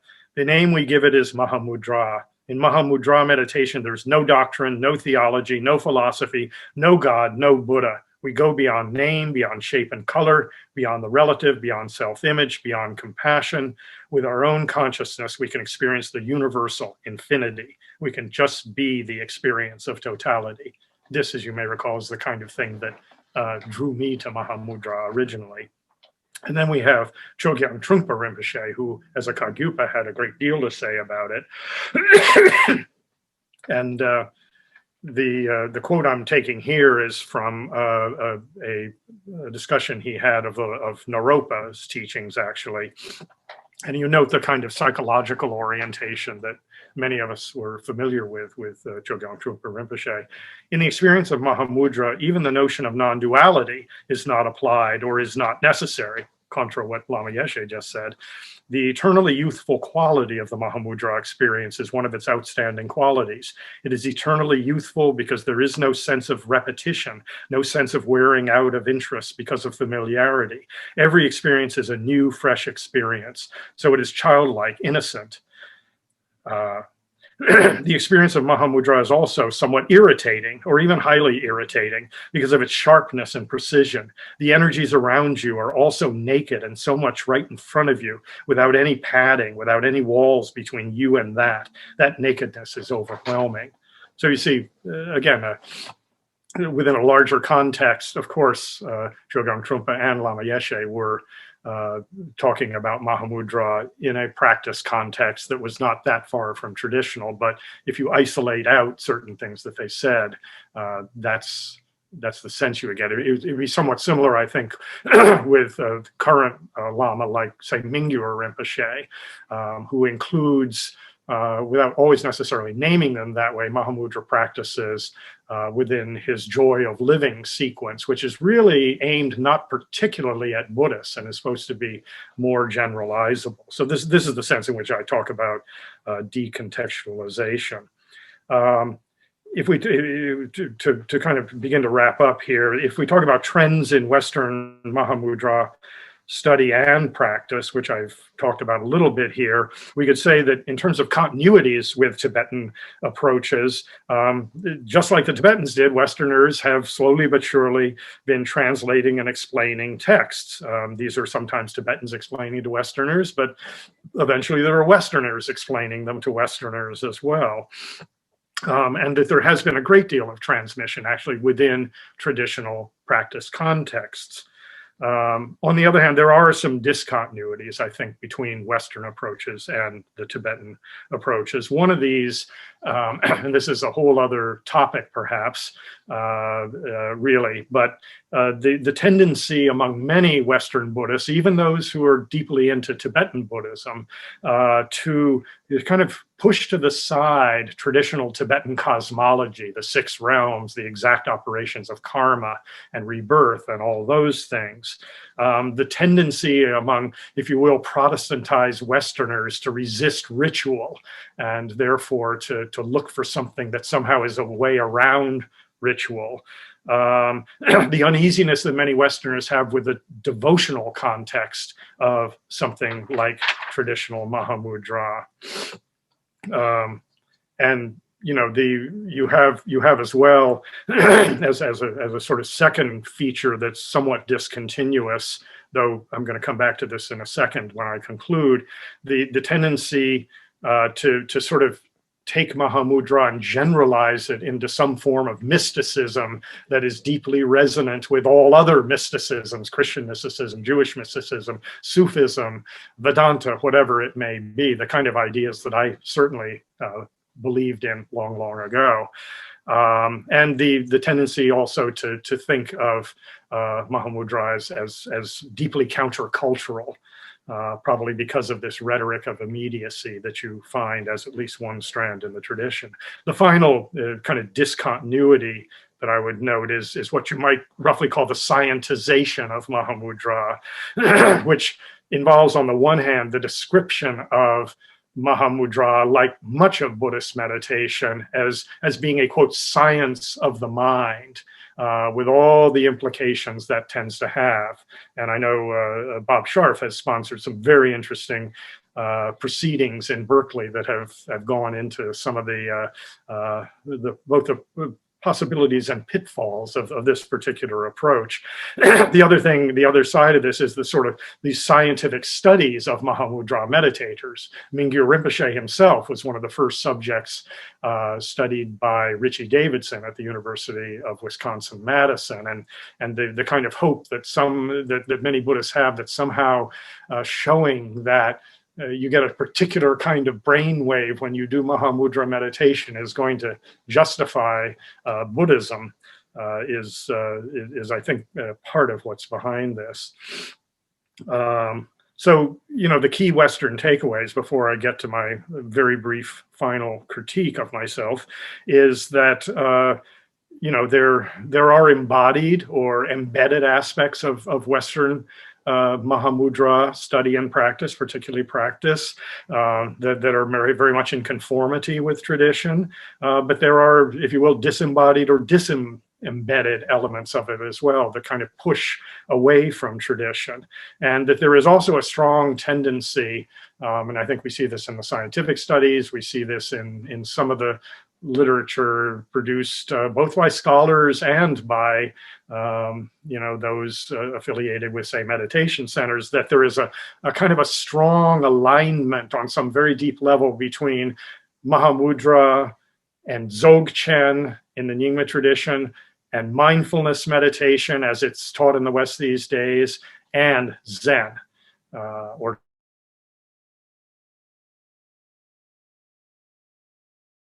traditions come down to the same thing, seeing reality directly as it is. So, concluding remarks, and I apologize that I have gone on longer than I anticipated here, and I beg my fellow panelists' indulgence on this. Three things that I want to say, having sort of just made these points about, you know, Broadway, about Tibetan Mahāmudrā being sort of embodied or embedded, and Western Mahāmudrā being rather disembodied or unembedded. You have to recognize that, as I've noted, this rhetoric of immediacy, the kind of transgressive rhetoric that is associated with Mahāmudrā as far back as the Indian Tantric tradition, is very much a piece of it, and you can't entirely wish that away. In fact, I don't think you can normalize this or domesticate this rhetoric without really flying in the face of the purpose of this rhetoric, which is, in fact, to undercut our complacencies, undercut our dualities, undercut our sense that, oh, the world is just the way I think it is. And so I think we have to be very cautious about that. So those who, whether they are taking this idea seriously in anything like the way it was taken seriously in India or Tibet, who knows? But you can't just say, oh, Mahāmudrā really doesn't have anything to do with that. You know, the kind of broader cultural point here is to remember that Mahāmudrā and Buddhism in general has always taken different forms in different places. And we can't simply say, oh, Westerners are not doing it the way Tibetans did, and therefore it's illegitimate. Buddhism is constantly re-legitimating and redefining itself wherever it goes. And we don't know what a Western Buddhism will look like 50, 100, 500 years from now. We're hoping we'll still have a planet that far into the future. And the other thing is that, you know, to talk in kind of glib terms, as I tried to avoid, but may have done to some degree, about, you know, embodied and disembodied, embedded and disembedded. Obviously, in the course of the transmission of Buddhism from one culture to another, and of course, American or Western culture is receiving Buddhism from multiple sources, there is always a move from something being completely disembodied, disconnected, decontextualized, to its being brought into something like the mainstream. You know, Western Buddhism is clearly still in the process of embodiment and of embeddedness, of contextualization. You know, I guess without you know, endorsing or rejecting either some of the ways in which Mahāmudrā is currently taken in the West, or even entirely rejecting the very naive ways that I thought about Mahāmudrā when I was first attracted to it. I would say that we can't dismiss out of hand any take on Mahāmudrā and say that it's completely illegitimate or completely legitimate, because these are all factors that are negotiated within cultures over the course of time. And with that, I will finally cease. And thank you all for such attention as you could pay. And if you weren't checking your phone for Pennsylvania or whatever, you got extra merit. Well, thank you very much, Roger. That was great and very stimulating. It did, however, run a little bit over. So maybe we'll just take one or at most two questions. And again, the questions have to be submitted through do not submit questions through the chat, but through the Q&A. And if nobody gets in there really quickly, there should be plenty of time at the end of what we're going to do. Following this is we're going to have there's one question came in. So let's have one question, and then we'll go to the break, and which will just be 5 minutes, and then my colleague Jake Dalton will take over the rest of the session and the panel in the afternoon. But there should be plenty of time for Q&A following that session. But the question is, can you speak to the role of Mahāmudrā in tantric polemical interactions of Shakya, Kagyu, and Gelug scholars in the 15th century? The short answer is no, not exactly, but I can vamp for a minute or two on that. It's a very, very precise question. I would say that, first of all, when we're talking about the 15th century or even the 16th century, the Gelugpas are really not part of the conversation. It's the first Panchen Lama in his root verses and in his, particularly in his auto commentary, as well as figures from around his time, did, very briefly express an opinion on the position of Sakya Pandita, which I mentioned earlier, to the effect that the Kargyupas were mistaken to say that there does exist a sutra level of Mahāmudrā ideology, practice, and so forth.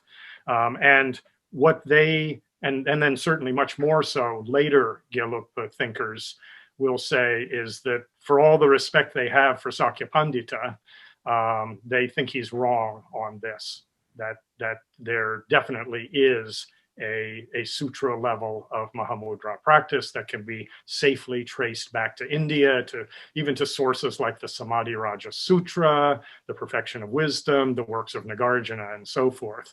The main polemics that we're talking about in the 15th, even into the 16th century, are between the Sakyapas and the Kargyupas. I mentioned, of course, Sakyapandita's rejection of the Kargyupa idea that there was a sutra level of Mahāmudrā theory and practice.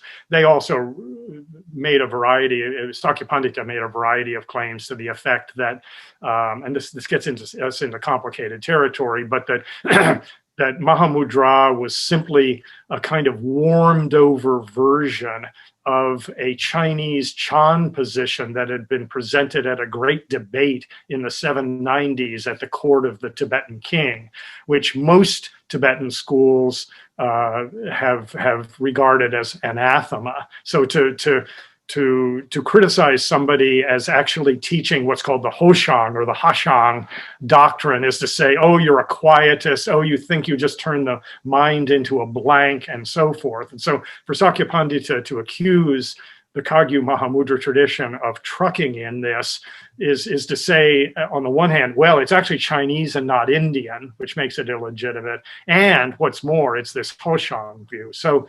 Sakyapandita presented these and other critiques, and the Kagyupas definitely push back. There's a whole lot of literature, and again, I would refer you to the kind of work done by Klaus-Dieter Matthes and David Higgins and Martina Dreyfus, which is much more, and David Jackson. I mean, if you look at one book that deals with this, David Jackson's Enlightenment by a Single Means is the one that covers it best. So beyond rejecting all the points that Sakyapandita made and say there's definitely an Indian basis for this. This is not the Hashang view, and there is Sutra Mahāmudrā. I think I should leave it at that.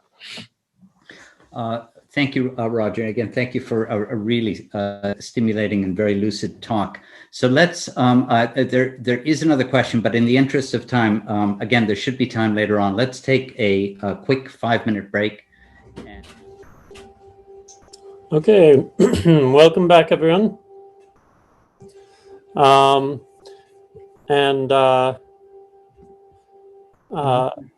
let me just repeat all of our congratulations to Roger for this wonderful award and this amazing accomplishment. So I'm just sort of running the speakers session. In terms of structure, I think what we're going to do is have each of our 4 speakers speak for roughly 20 minutes back to back. And then at the end, we'll allow them a brief time to discuss, give Roger a chance to respond. And then our speakers will discuss among themselves. Then we'll open it up again for question and answer to the whole audience. With that, let me just briefly introduce our 4 speakers for this afternoon. Our first is George Dreyfus from Williams College. Second will be David Higgins from 84,000. Giacomella Orofino from the University of Naples. And finally, Tom Tillemans from Lausanne. Our first speaker, George Dreyfus, is the Jackson Professor of Religion at Williams College. He, among other claims to fame, was the first Westerner to receive the Geshe Larampa degree and wrote a book mentioned by Roger in his talk just now on his experiences living and studying in a Tibetan monastery. And he went on to be a scholar in particular of Indian and Tibetan Buddhist philosophy. So, George, take it away. Thank you for inviting me. I was a little bit surprised to be invited to this panel because I don't know very much about Mahāmudrā,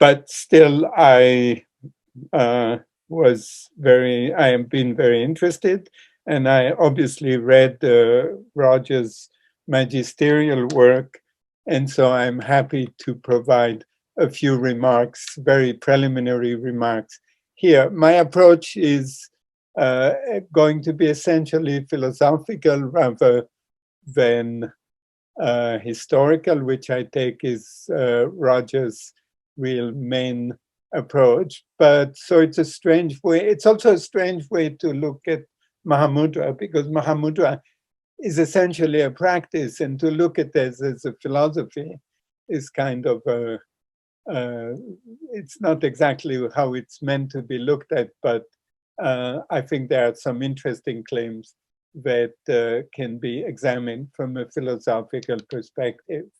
I obviously plead very limitedly competence in Mahāmudrā, so with this preliminary, let's go. So my topic is examining Mahāmudrā as a special practice that taps directly into the nature of the mind.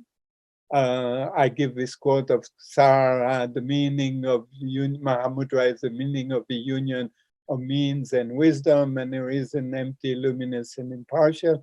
And I think this nature of the mind is well captured by the way many Tibetan masters gloss it as the union of clarity or luminosity and emptiness, seltong sungjuk. So this is a term I want to examine from a philosophical perspective. First from a Tibetan perspective, trying to think about how Tibetans have thought about these terms, and then second, from a modern philosophical perspective, particularly making connection to Western phenomenology. So the question of the meaning of the union of clarity and emptiness, seltong sungjuk, is an extremely important question within the Tibetan context. It is absolutely central to understanding how Tibetan Buddhism unified Sutra and Tantra. Obviously, Tibetan traditions have different ways to do it. The Geluk view is essentially that Tantra is a set of special techniques to achieve the Bodhisattva path. The Kagyu view, however, is quite different and argues that Tantra is its own view, particularly in the Anuttara Yoga Tantra, of which Rogers has spoken, and has its own view, and this view is the union of clarity and emptiness, or at least that's one way to characterize it, and some even have its own metaphysics. Okay, so union of clarity and emptiness. Question, what is clarity? What is emptiness? Okay, what is clarity? Luminosity? Generally, in the Tibetan tradition, it is accepted that luminosity or clarity is the ability of the mind to reveal objects. Now, when I talk about the mind of consciousness, it is important to understand that I'm talking from the first person perspective, in contrast to the third person perspective that a brain scientist would do, a neuroscientist would do. So this, whenever I talk about mind or consciousness here, it's always from the first person perspective and only from the first person perspective. The dispute in the Tibetan tradition is whether clarity implies self-clarity or other clarity. And that's a central dispute in Tibetan conceptions of the mind. The Kagyu argue that the mind is not just other revealing, it's not just revealing of other object, but in revealing other object, the mind reveals itself. And this view derives from the well-known doctrine of self-knowing or self-experiencing, grounded nature of the mind, which is found in the first propounded by Dignaga and later expanded by Dharmakirti. And so that's for the Kagyu, clarity, luminosity is very much a self-luminosity. For the Geluk take a radically different, because they follow Chandrakirti in arguing that self-knowing, self-experiencing is a contradiction in term. And so for them, clarity, luminosity is other luminosity. It is the knowing of other objects. So does the mind see itself? So we have two understandings of the mind. Geluk is mind sees of Mahāmudrā, sorry, two understanding of Mahāmudrā, deriving from two understanding of the mind. One is Geluk, which is what Roger mostly has written about, which is mind sees mind, because mind cannot see itself, and therefore it is a mind that sees mind. Contrast this with the Kagyu view of Mahāmudrā, which is the mind sees itself. So these are two distinct views of the mind as being purely intentional, or as being intentional, but also and first and foremost reflexive. And I will come back to that. And so this is these two views are clearly revealed in two different understandings of Mahāmudrā. So first about luminosity, second about emptiness. What does it mean for the mind to be empty? And here there is a Geluk version and there is a Kagyu version. Okay, the Geluk view, the mind is empty of like any other phenomena, like according to the Madhyamika idea that all phenomena are empty, and Roger has spoken about that, talked about emptiness of intrinsic nature, and that's very much the way the Geluk tradition understands what emptiness means in the context of seeing the mind as empty. Now, for the Geluk, it is only emptiness that is the nature of the mind, meaning that clarity or luminosity is not the nature of the mind. It's only the conventional nature of the mind. So, and this is important in the Geluk tradition, because otherwise, Geluk argue, consciousness of the mind would be reified as a real absolute, as it is for some, as will it in the Zhentong tradition, some version of the Zhentong tradition. I will come back to that shortly. So the problem that I see with the Geluk view is that if only the emptiness of the mind is its nature, what is special about Mahāmudrā? Meaning, why is Mahāmudrā meditation on the mind different from meditating on the emptiness of the part? I think Geluk teachers kind of, if I can say, experientially or intuitively will say that there is a difference, but this difference is hard to explicate within the doctrinal context of the Geluk tradition.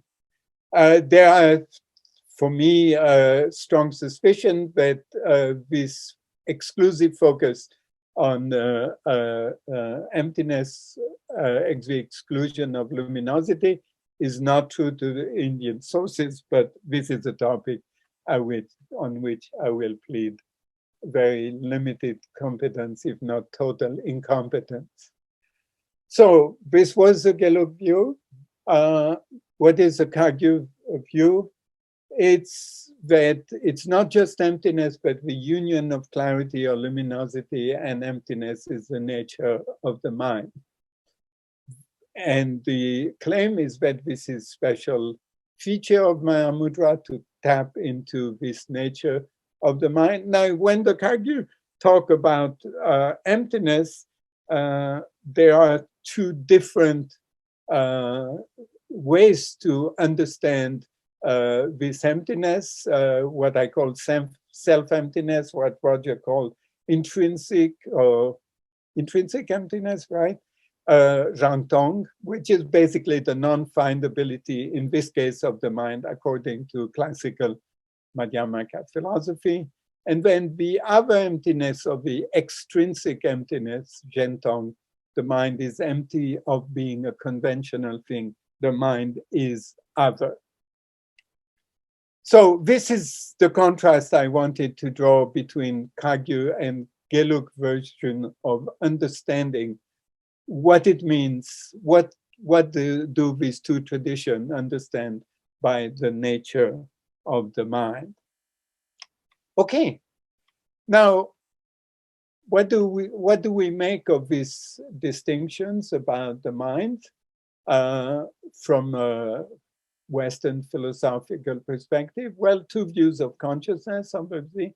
The mind as intentional, engaged with the world in sense making, which is very much the Geluk view of the mind, and the mind as primary reflexive, a kind of auto-affection, which strike me as being very much the Kagyu view.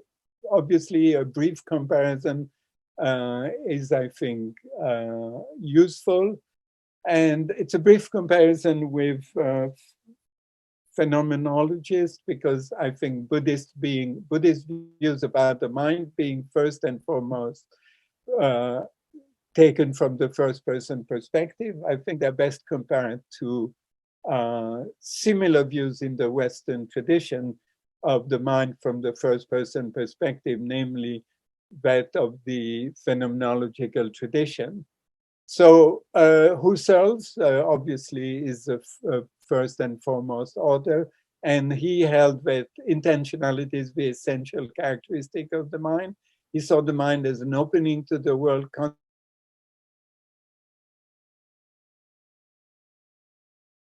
very similar to the Geluk understanding of the mind. But the phenomenological tradition is not limited to Husserl. There are other thinkers such as Merleau-Ponty, but here the more relevant one is Michel Henry, who is a difficult but very interesting French phenomenologist, who is a critique of Husserl. His critique basically is that by focusing first and foremost on intentionality, on the relation of consciousness to the object, Husserl's commit a kind of fallacy of viewing the mind as a thing, as a device for receiving messages from the external world. And so Michel Henry's view is that the mind is not a thing, it's not a device. Obviously, he would be horrified to the idea of the mind as a computer, but a process of auto-affection. And this is important because for him, the mind is what it means to be a subject of the experience. And what it means to be a subject is not to be another thing in the world, another object, but it means to be the subject of experience, being affected by experience. And so he sees very much self-affection as condition of the possibility of intentionality. Now, why this is relevant? Because I think it's very clear that this is not unlike the Kagyu view, which privileges auto-affection in the sense that clarity is for the Kagyu tradition self-clarity. And this is what Mahāmudrā reveals. Calm the mind abides in the space of disclosure, and the mind reveals itself as it is directly. So like Michel-Henri Mahāmudrā can be seen as an idealist philosophy, the connection with Yogacara is here very obvious. And in many versions of Yogacara, but particularly many versions of Mahāmudrā, the external world is presented as a distortion of a pure consciousness. Now, I find this idealist message philosophically not the most, how shall I say, not the most persuasive, but I think there are other lessons that can be drawn from this brief discussion of what is the nature of the mind in Mahāmudrā. So the main conclusion for me is that what Mahāmudrā may reveal is that the mind is special. It's not like other objects. And this is special in two ways. One is the mind is not a thing. The obstacle to understanding the mind, so the mind is not a thing. The idea is that the greatest obstacle to understanding the mind from the first person perspective is to reify the mind, to think the mind as a device, as a thing, as an object. And the claim of Henri, and what I think the experience of Mahāmudrā is about, is that being a subject is entirely different from being a thing, an entity, like a device. So this is what Trungpa Rinpoche says. When we describe the mind, we have to say that it is not a something in the usual sense of the word, because it has none of the substantial characteristic that we normally associate with word like something or existence, but we cannot say that it is a nothing. And I cannot resist the comparison with Wittgenstein's famous saying that actually it's not consciousness, it's pain, but let me cheat a little bit. Consciousness is not something, but it is not a nothing either. So the fundamental point here is the mind cannot be grasped as an entity. It is empty of being a thing. Phenomenology has the same view and argue that being a subject is different from being a device, however complex it may be. The empty mind, and so the emptiness of the mind is not quite like the emptiness of convention thing. And this is what I think, for me, the other emptiness view, the extrinsic emptiness view, suggests. Consciousness from the first person is different, it is other. So the other emptiness view is sometimes presented as asserting that the mind is more real than conventional things, but it is a kind of absolute ground of being. Obviously, this would lead straight into idealism. I think there is a more modest way, which I think is better, but that's my own judgment, to understand the important point made by this view. The mind cannot be understood as a thing, a device, an entity. The mind is empty of being a thing, it is other. So this is one way in which I think the mind is special. The second way is special is that I side here with the Kagyu view, which is, and phenomenological tradition, which is the mind is self-revealing. It's not hidden to itself. And its non-findability, its emptiness of being an entity, can be experienced directly, meaning non-discursively, through Mahāmudrā. Mahāmudrā, so, is the direct experience of the impossibility of pinning down the mind, the experience of the otherness of the mind. So, conclusion, if this is the case, this marks the limits of the inquiry into the nature of the mind, always understood from a first-person perspective.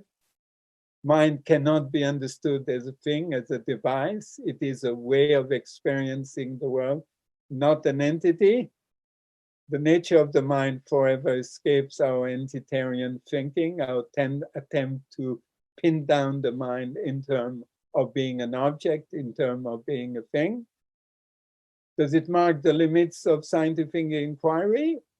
This is the question raised by Mahāmudrā and by Western phenomenology, and it is a question that is in front of us and has yet to be solved and may never be solved, but it is a question that I see raised by views such as Mahāmudrā and Western phenomenology. Okay, thank you. Okay, thank you very much, George. On to our second speaker, which is David Higgins. David is a full-time editor now at 84,000, Translating the Words of the Buddha, a project to translate the Kanjur into English. David received his Ph.D. from the University of Lausanne in 2012, and then went on to be a postdoc at the University of Vienna for quite a while, I think 8 years or more, and has written extensively on Mahāmudrā as well as Dzogchen and the more general issue of Buddha nature. And with that introduction, David, over to you. Thank you for that introduction, Jake. Okay, yeah, it's going to work now. Okay, I'd like to just begin by saying what a great honor and pleasure it is to have this opportunity to join such a distinguished group of colleagues in celebrating Roger's award. I was so pleased when I heard that Roger had received this award. I've always enjoyed meeting Roger at conferences. He's one of the people who really makes attending these conferences so worthwhile and enjoyable. And it's at these conferences that I've heard him speak many times about different aspects of Mahāmudrā that have found their way into this wonderful work. It's rare to read a work that's so commanding in scope, but still retains that sense of unquenchable curiosity and that spirit of inquiry that pervades this book. And it's somewhat in that same spirit of curiosity that I would like in today's talk to look at one particular aspect of the Mahāmudrā tradition that also pertains to the Great Perfection or Dzogchen tradition. And that has to do with the place of mind in Buddhist soteriology. More specifically, I want to look at a topic that is very much at the heart of the Great Seal and Great Perfection traditions, which is this idea of the inseparability of the minds of Buddhas and sentient beings. So this doctrine, which you find throughout Mahāmudrā and Dzogchen, and also in the Tantric traditions generally, concerns the idea that Buddhas and sentient beings are fundamentally inseparable in terms of their awareness and modes of being, that they share a common basis. Now, this inseparability view was not always received in Indian Buddhism or in the traditions of Buddhism that spread to other countries without controversy. And I'll argue in this talk that in order to make a case for it, its advocates had to define it in contrast to certain construals of a Buddha's cognition or Buddha jnana that were widespread in Indian Buddhism. I also want to claim that this inseparability view presupposes that the accounts we give of the consciousness of a Buddha and a sentient being are in some sense commensurable. In other words, they have a shared basis and common standard of comparison. So I want to look at this commensurability thesis and argue with reference to writers that have defended it in the Tibetan tradition particularly, that its acceptance required that its advocates accept. Sorry, I'm just going to move on to my actual PowerPoint for this part. That the people who have upheld this idea of commensurability were required to accept that there is something that it's like to be a Buddha. In other words, there is some subjective character to the experience that's constitutive of being a Buddha, and that what it's like to be a Buddha in some sense, is shares common ground with what it's like to be a sentient being. So the proponents of this idea have maintained that Buddhist soteriology, the path to Buddhahood, presupposes this kind of commensurability, and that if it's lacking, then the Buddhist path and the Buddhist idea of realizing the goal of awakening or Buddhahood becomes unsustainable. And conversely, it's maintained that if we can't, in some sense, have a conception of the goal of Buddhahood that's both practical and feasible, then we no longer sort of have a basis for understanding what makes the path possible. So first, I'll look at a bit of background to this idea and also what's at stake in this doctrine. So there's a long tradition in Buddhism of arguing about whether the minds and worlds of Buddhas and beings are the same or different. It was extensively discussed and hotly debated in Buddhism. And basically, we can discern two trends, what I'll call a differentiation trend. This is the idea that assumes there's a categorical difference between how it is to be a Buddha, and that's fundamentally different from how it is to be a sentient being. We see this in the Mahayana tradition, often the portrayal of a Buddha's awareness and his physiological characteristics are superhuman or transmundane. This is the figure we're familiar with in the Mahayana Sutras of a Buddha who's described as a Superman, a Mahapurusha, with webbed fingers, a bronze-colored tongue that can cover the entire face, cranial protuberance that reaches to the Brahmaloka. You know, all these characteristics are portraying a superhuman figure quite outside of the sphere of human reality. On this view, the ideal of Buddhahood is decidedly remote, and its realization is understandably said to take very long stretches of time. I want to argue that alongside this trend, there's also a trend toward what's known as Yoganada, or unity, the idea that there's a common ground between Buddhas and sentient beings, and that all that in fact distinguishes a sentient being's mind from a Buddha's mind are adventitious obscurations. This is most nicely encapsulated in the Hebadra Tantra quotation, "Sentient beings are Buddhas, though obscured by adventitious stains. Once such stains are removed, they are indeed Buddhas." So in this view, Buddha's mode of being and awareness is considered something transpersonal or non-egological, but not transhuman. Rather, it's something that's available for beings to realize. So the goal becomes an imminent one. And I'll just briefly mention that the differentiation view is tied to a developmental model of awakening, where Buddhahood is said to be acquired through the accumulation of certain favorable causes and conditions. Whereas the disclosive view, which I'm going to be looking at in this talk, maintains that Buddhahood is disclosed through removing whatever obscurations block it. This last viewpoint is then an innatist standpoint that maintains that Buddhahood cannot be discovered anywhere apart from one's own mind.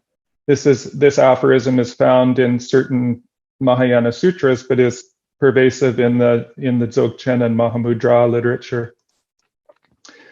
So with that background in mind, I want to look at how the differentiation view has shaped certain Buddhist conceptions of a Buddhist cognition. And here I want to focus on what are really two kind of caricatural ideals of a Buddha's cognition. The first is the know-everything Buddha. This is an idea of omniscience according to which a Buddha instantaneously knows all possible and actual states of affairs, past, present, and future, what Roy Parrott terms total omniscience. And this, as I said, it represents kind of one extreme on a spectrum. The other extreme is another very familiar model of omniscience, which claims that a Buddha has no cognition, intention, or desires at all. He seems to think and act in the world, but like a potter's wheel that spins of its own accord when the potter has spun it, so a Buddha's activities in the world, due to his former aspirations, are carried out without any cognition, intention, or desire at all. These two models, as I said, are kind of represent extremes on a spectrum, but they are widely defended in the Buddhist tradition by Kamalashila Shantarakshita, his own teacher, earlier by Dharmakirti. And I want to just turn to what I see as three problems of this kind of depersonalization, where the Buddha and the account of a Buddha's awareness become quite remote from human understanding. The first is the implausibility.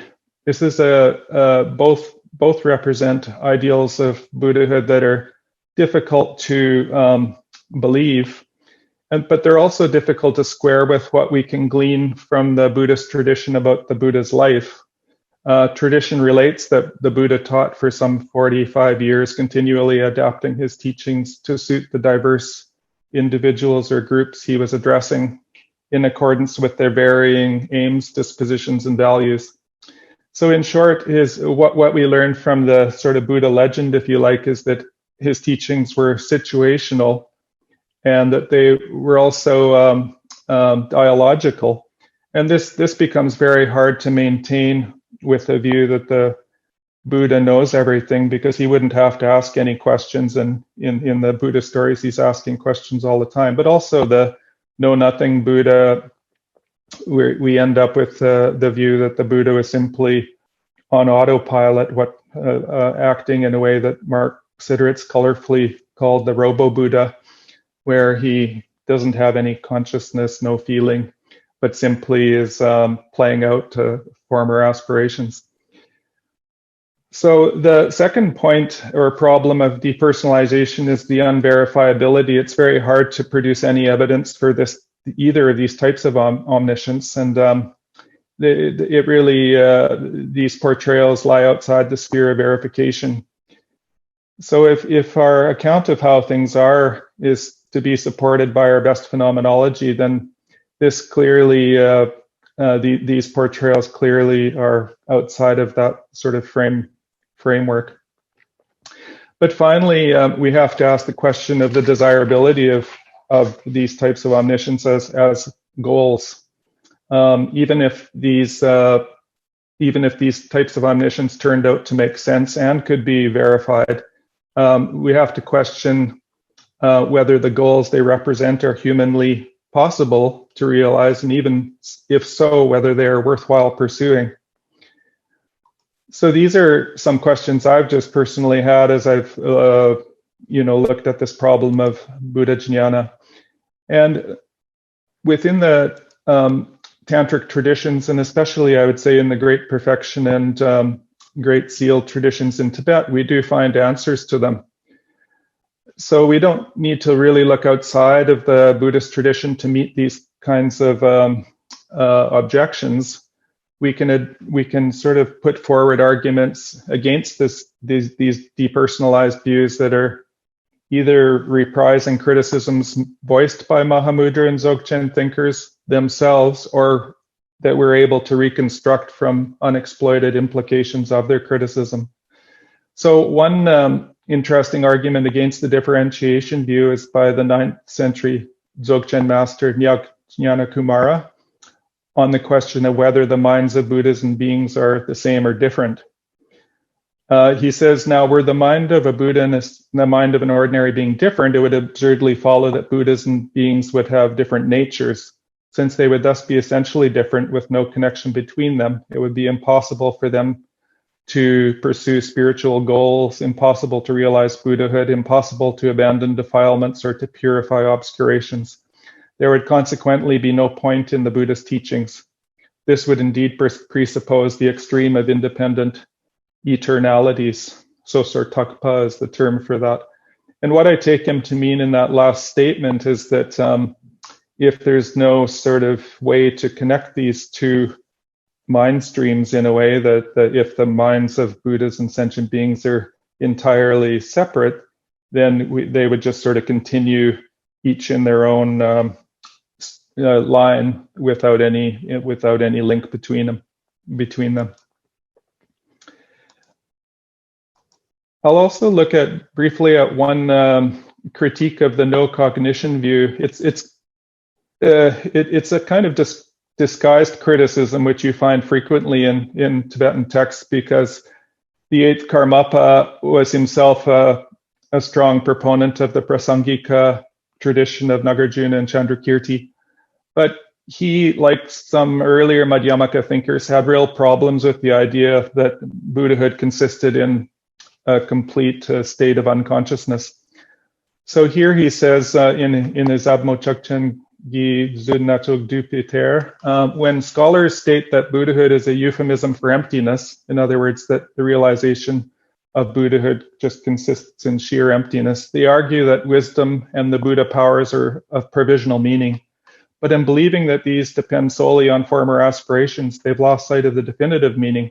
For in that case, it would be impossible that emptiness is inseparable from skillful means, which is an important tenet of the Kagyu tradition, that this is the inseparability of emptiness and compassion or insight and emptiness, and as well as the capacities that enable skillful means.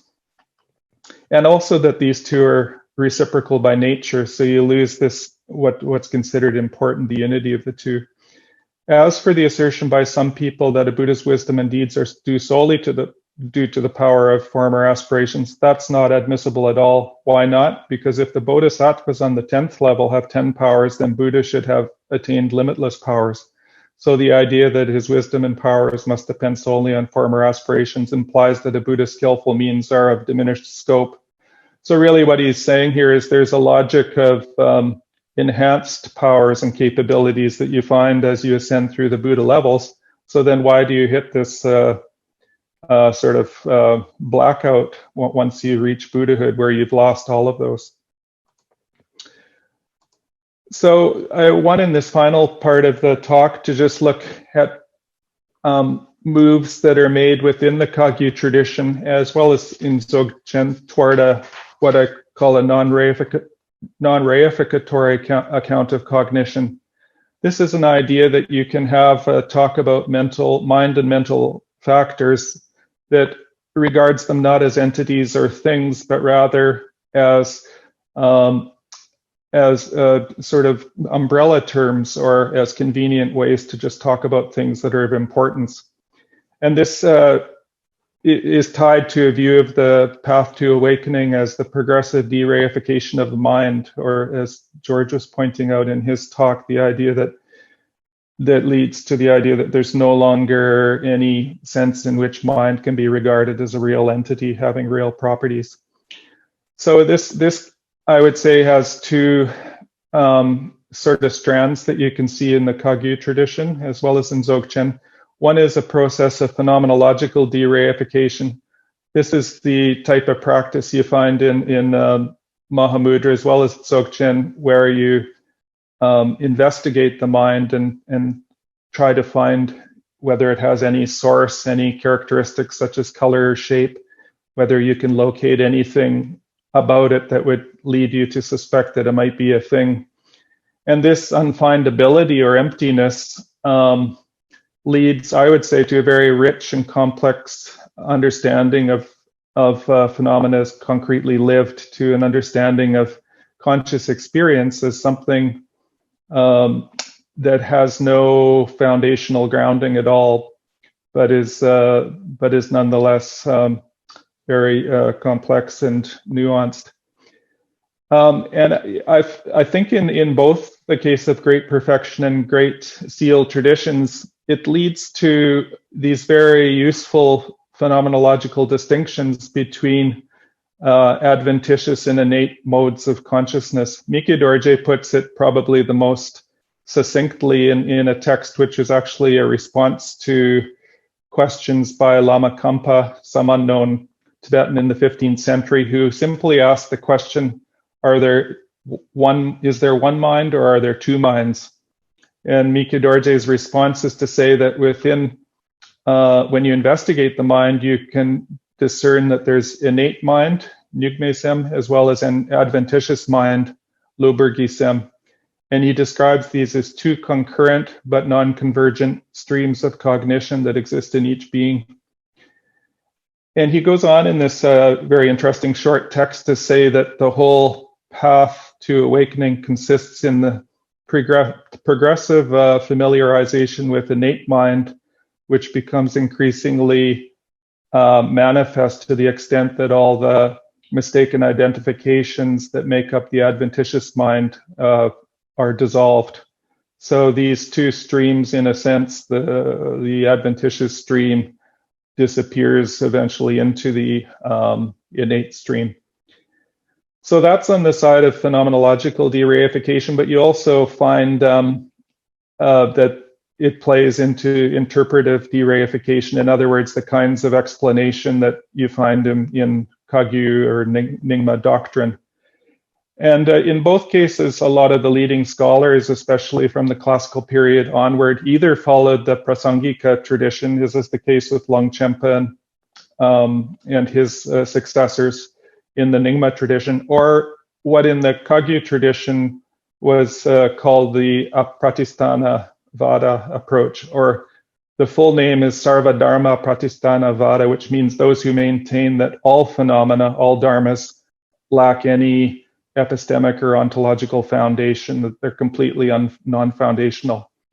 So according to this lens, which Mikyo Dorje and many of his Kagyu contemporaries, as well as Pema Karpo from the Drigpa Kagyu tradition espoused, according to this view, there is no mind in the sense of being some kind of a real entity.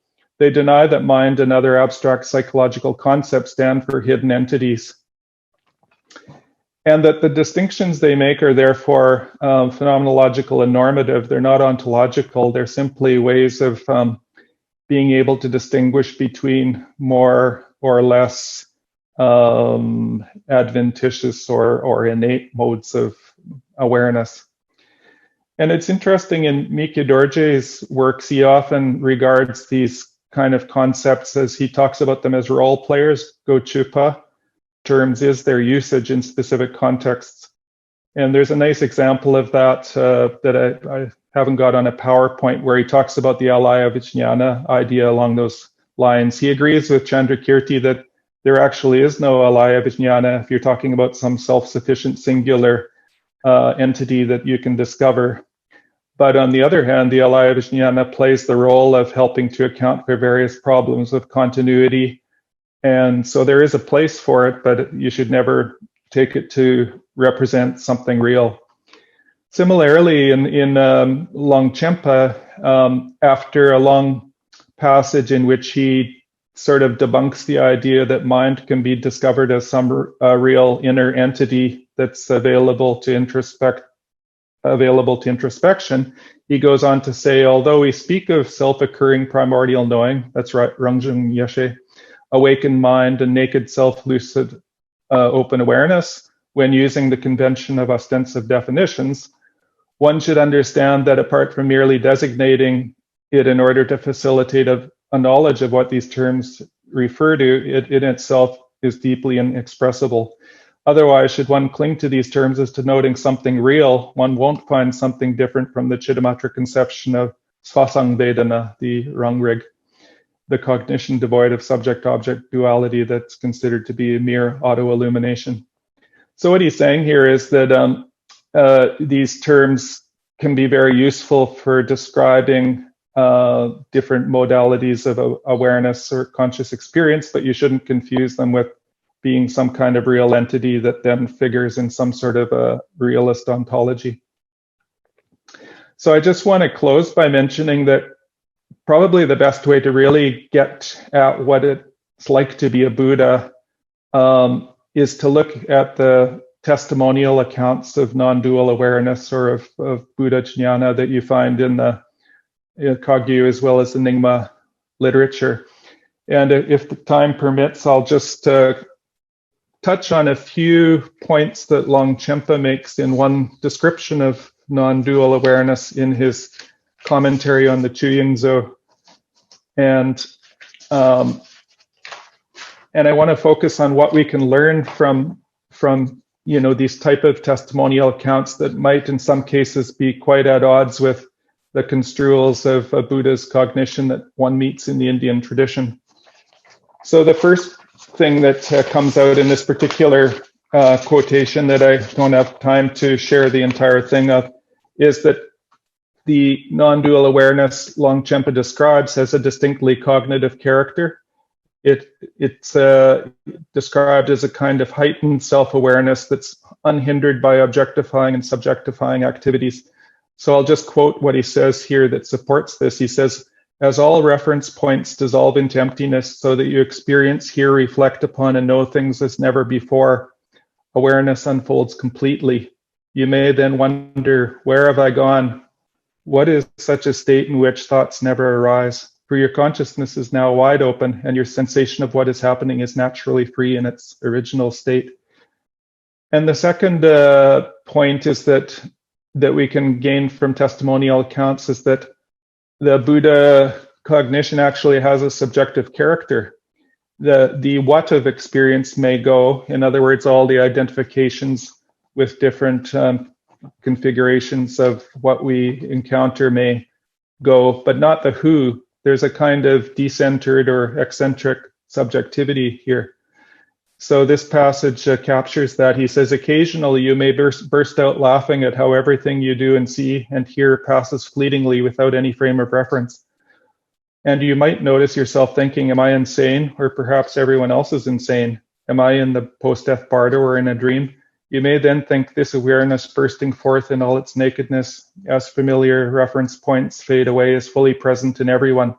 So what's the problem with realizing it? It's right here." And finally, or penultimately, I should say, there's still an appearance as well in this Buddha jnana, but objectification and reification have ceased. So Longchenpa says, "In the depth of certainty at the time of realization, the grasping which clings to things as real has subsided. At this point, you may think, I see clearly all these apprehended objects as though they were dream images or a mirage. They are vividly present yet elusive. It all arises as a self-manifestation without any frame of reference, and you may wonder whether whatever manifests, being so nebulous and elusive, exists or not." So here there's this rungnung, this auto-illumination, or auto-manifestation that continues, but there's no longer the identification with it as objective. And finally, the testimonial accounts confirm that there is feeling, that it's of a spontaneous kind, but it's comes to its highest expression in this experience. He says, "As compassion without any fixed reference rises unhindered, you teach others by speaking of these things, singing Vajra songs, acting without inhibition, and embodying awareness that is without any fixation. All sensory appearances arise simultaneously without hindrance." So with this concluding comment, I think we can see that if we step outside of the kind of philosophical discussions of a Buddha's cognition and look at testimonial accounts, we can get a very rich sort of nuanced understanding of what it's like to be a Buddha. And that this understanding or the type of cognition that is described, far from being a state of unconsciousness or unfeeling or unthinking mode, is rather one in which one's innate capacities for thinking, feeling, and acting have come fully into play. So thank you very much. Thank you very much, David. Sure. Our third speaker, just to remind everyone, we're taking questions at the end of all four talks. So our third speaker is Giacomella Orofino, who's a professor of Tibetan Buddhist Studies at the University of Naples, La Orientale. She's published on many subjects, including Tibetan and Tantric myth and ritual. Giacomella, please take over. Thank you. Thank you to the organizers for having invited me to this event. I'm very honored, and I'm really pleased to participate in this symposium celebrating my distinguished colleague and friend Roger Jackson and his magistral book on Mahāmudrā and the Geluk Tradition of Tibetan Buddhism. I would like to share with you some observations on a particular aspect of the Buddhist esoteric literature that emerged in Tibet in the span of time that goes from the 11th to the 12th century. One of the features of this period was the appearance of a new, highly esoteric religious literature, where we can notice a progressive development of visionary yoga that considered light as an essential ontological principle. Gradually, a metaphysics of light took form that strongly characterized the yogic theory and praxis. I refer to the doctrines of the India Kalachakra Tantra and to the Tibetan Nyingma treatises of the Mahayoga and Ati Yoga and of the later Bonpo Shanju Nyingju literature. By using this expression, metaphysics of light, I am aware that this was coined in 1916 by the German philosopher Clemens Boehmker in his analysis of medieval Latin theological and philosophical discussion that progressively took form thanks to different influences: Neoplatonism, theology, and Arab thinkers.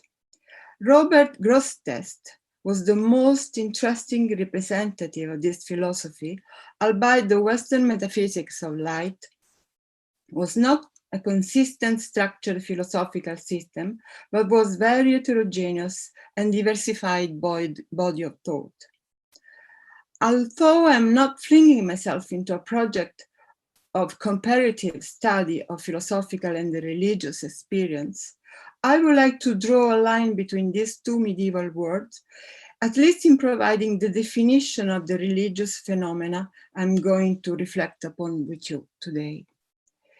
As Roger Jackson pointed out in his book, Minds in Mind, completion stage yogas include practice, some of them requiring a sexual consort, aimed at producing such experiences as inner heat, the four joys, luminosity, the illusory body, and the gnosis of inseparable bliss and emptiness. These practices eventually were codified under such titles as the 5 stages of Guhya Samaja, the 6 dharmas of Naropa, or the 6 yogas of Kalachakra. All of them required the practitioner to direct the vital winds from the outer channels of the subtle body to the central channel, and in the end, purifying the subtlest bases of one's mental and physical being and transforming them into, respectively, the Dharma body and form body or bodies of a Buddha, thereby completing the tantric path. It should be noted that in later Indic and Tibetan tantric tradition, the mind's blissful realization of its own natural luminosity and or emptiness often came to be synonymous with Mahāmudrā. End of quote. In this brief contribution, I would like to focus on the first phase, on the 6 yoga of the Kalachakra Tantra.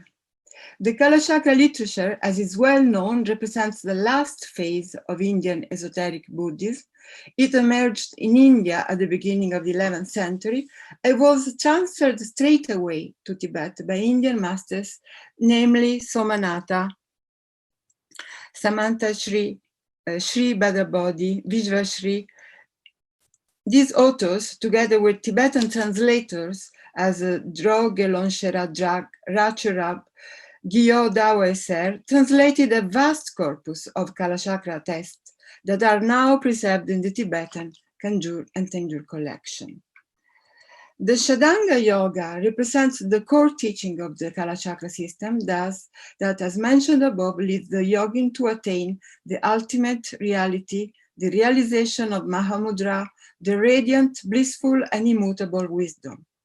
Shadanga Yoga is a practice that is also widespread in many Indian schools, both Hindu and Buddhist.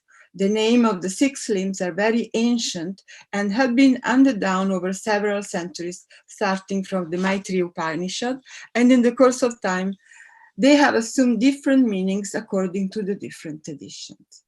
The first Buddhist text where we find a detailed analysis of the Shadanga Yoga is the Guhya Samajjottara, the 18th chapter of the Guhya Samajja Tantra, which represents a synthesis of the Guhya Samajja Tantra doctrines.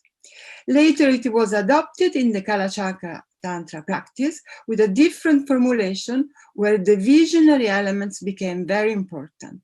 This new visionary formulation was the nucleus of the so-called transcendent Kalachakra within a tradition that enacts a threefold division of the Kalachakra: outer, inner, and transcendent.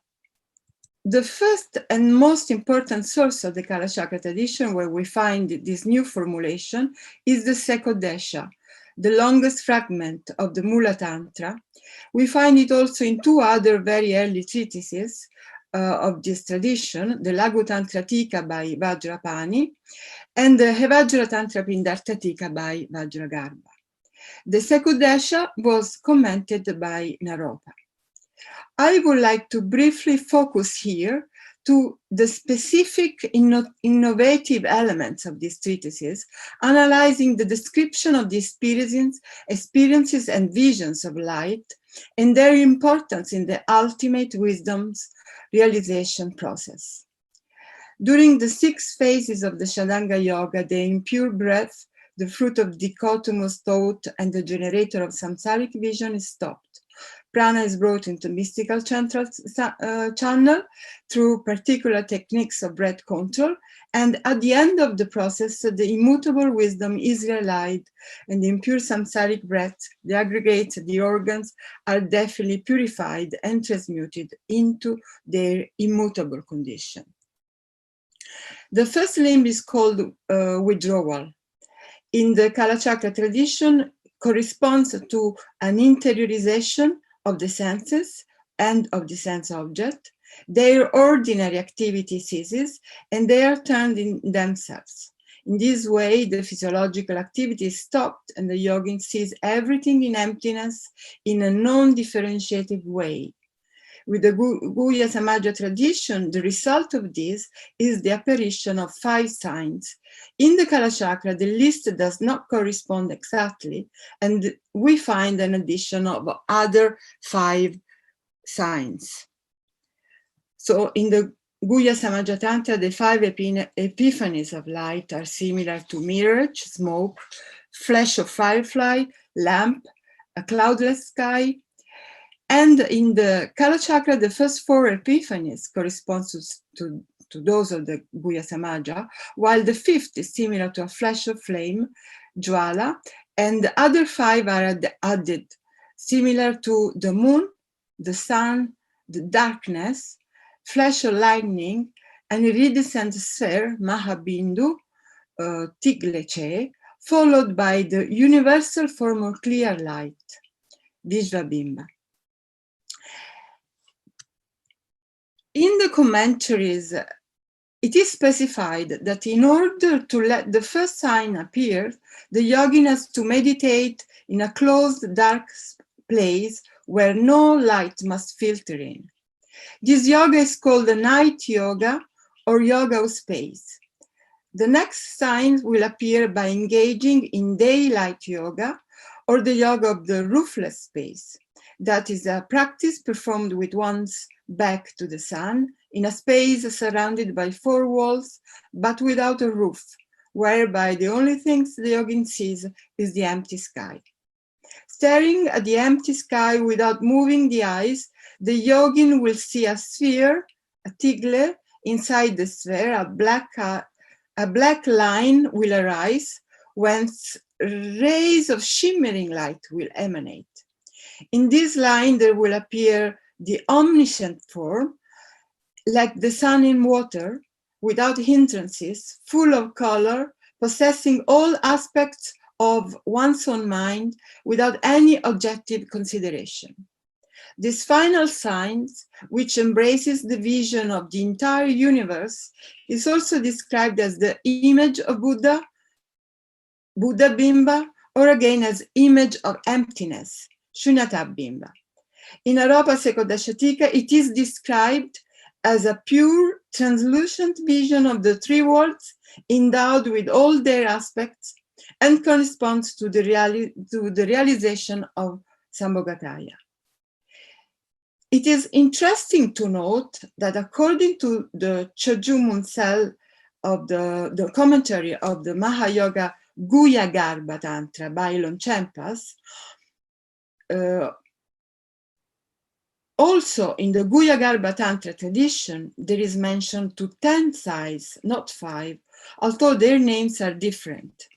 I quote from the text, the 10 signs are the indication of the single taste of the expanse and innate wisdom, which emerge through the entry of vital energy and mind into the central channel. Namely, these signs resemble smoke, mirage, clouds, fireflies, sun, moon, blazing gemstones, eclipse, stars, and the appearance of beams of light. The second limb of the yoga consists in contemplation that serves to stabilize the manifestation of the image of emptiness. In the Sekodesha, so in the Kalachakra Mula Tantra, in the 27th stanza we find, with the eyes half open, half closed, the yogin should meditate continually on that non-differentiated form that appears in emptiness like a dream. For yogin, this meditation on the immaterial form is not a meditation. In the mind, there is neither being nor non-being, because in emptiness, undifferentiated reality appears. In Aropa's commentary, this image of emptiness, this is Shunyata Bimba, claimed by withdrawal and established by contemplation, is not a mental visualization. It's the result of the cessation of ordinary perception, which enables of a spontaneous apparition that embraces the three worlds. The third limb, breath control, the pranayama, is the limb of the Shadanga Yoga most emphasized in the Sekodesha. It consists in stopping the two courses of the solar and lunar breath in the right and left channels, bringing the breath into the central channel by means of specific breathing exercise. There it dissolves in emptiness, and thence it reaches the all-embracing universal image, Vishvabimba. At this moment, the yogin achieves knowledge of supreme immutable bliss, the great perfection of wisdom, sources of all the siddhis, and of complete mastery over the three worlds. The fourth stage, retention, represents a stage of progression of the previous yoga, while the fifth limb, mindfulness, anosmiti, the bindu at the crown is aroused by the heat of fire of desire, engendered by the presence or by the representation of a woman. The energy of lust, hypostasized as a feminine power lying in the navel chakra, is called Chandali, Tummo. This Chandali naturally flares up, and with its heat, it starts to melt the moon of the bodhicitta or seed that gradually flows down. The descent of the seed is effected through 4 stages of joy. Then the deity that the yogin has been visualizing appears like a reflected image beyond distinct representation. an image of emptiness, Shunyata Bimba, which culminates in a radiant, luminous mandala pervading the whole universe. The sixth limb, the final stage, is the realization of apratistita nirvana, where the immutable gnosis is accomplished.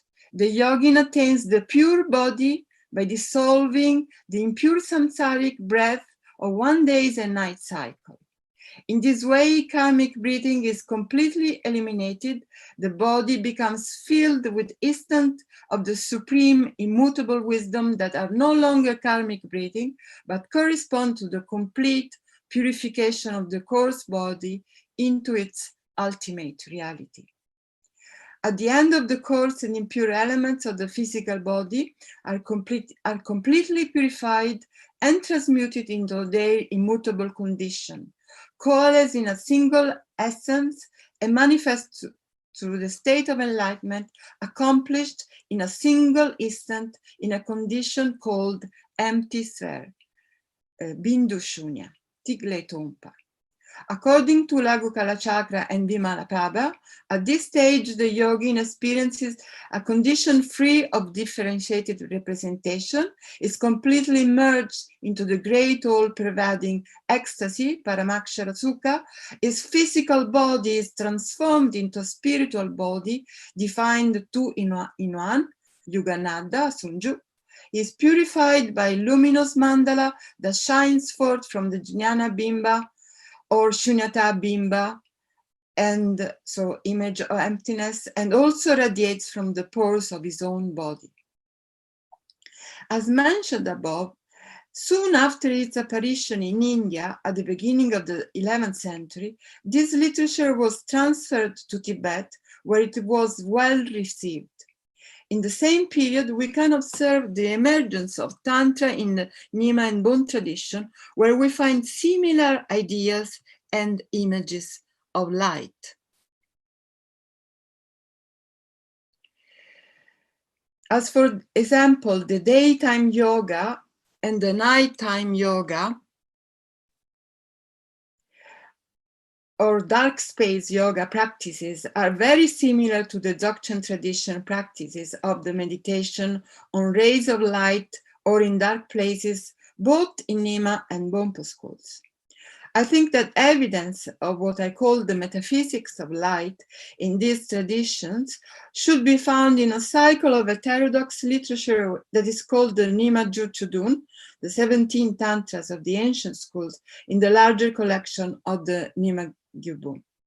This collection was associated by the tradition with Vimalamitra and the Indian Great Perfection Master invited to Tibet, according to some accounts, by Trisonden Sen in the 8th century.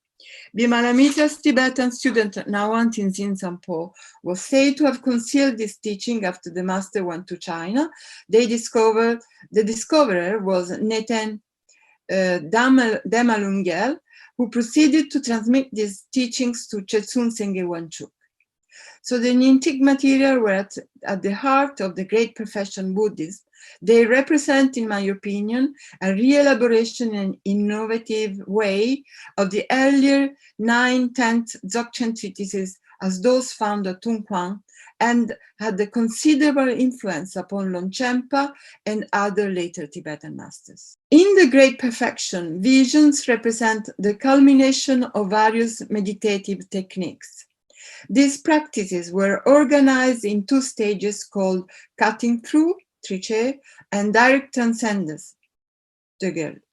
Cutting through refers to the meditation that reveals naked awareness, the mind's primordial purity, and direct transcendence is then synonymous with visionary practice itself.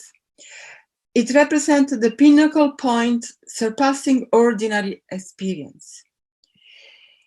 In the later literature, as for example in Longchenpa's commentary to the Guyagarbha Tantra, mentioned above, we find a set of 4 visions which correspond to an ascending level of visionary experience. The first vision is called the vision of manifest dharmata, The yogin practice is performed holding the body in one of 3 postures and abandoning all the actions of body, voice, and mind. These procedures can be carried out in 2 settings, in the daylight and in the dark room, in the same manner as the Kalachakra Shadanga Yoga. When practiced in the light, they are performed outdoors, either staring at the sun's ray or sitting in the shade with the sun at one's back and a clear view of the open sky. When practiced in the dark, a room is prepared by blocking off all windows and cracks that could let in light, and practicing in this way, vision manifests that are described as in the Kala chakra as spheres, tigle, or some apparition and strings called Ripalukuje. The second light is called the increasing of the visionary experience. At this stage, the visionary experience becomes more intense. The number, shape, and size of appearances increase, and they begin to assemble together. Various experiences manifest and vision appear in the empty sky, such as iridescent spheres surrounding various appearances like those of the 5 Dhyani Buddha, stupas, etc. The third light is a stage of a culmination of awareness. So this is the vision where awareness is purely realized and where pure vision appear in their greatest clarity. The fourth vision is the vision of the exhaustion of phenomenal reality into the Dharmata. The final vision is, as the Kala Chakra sphere of emptiness, Tigletompa, an image where in its real nature.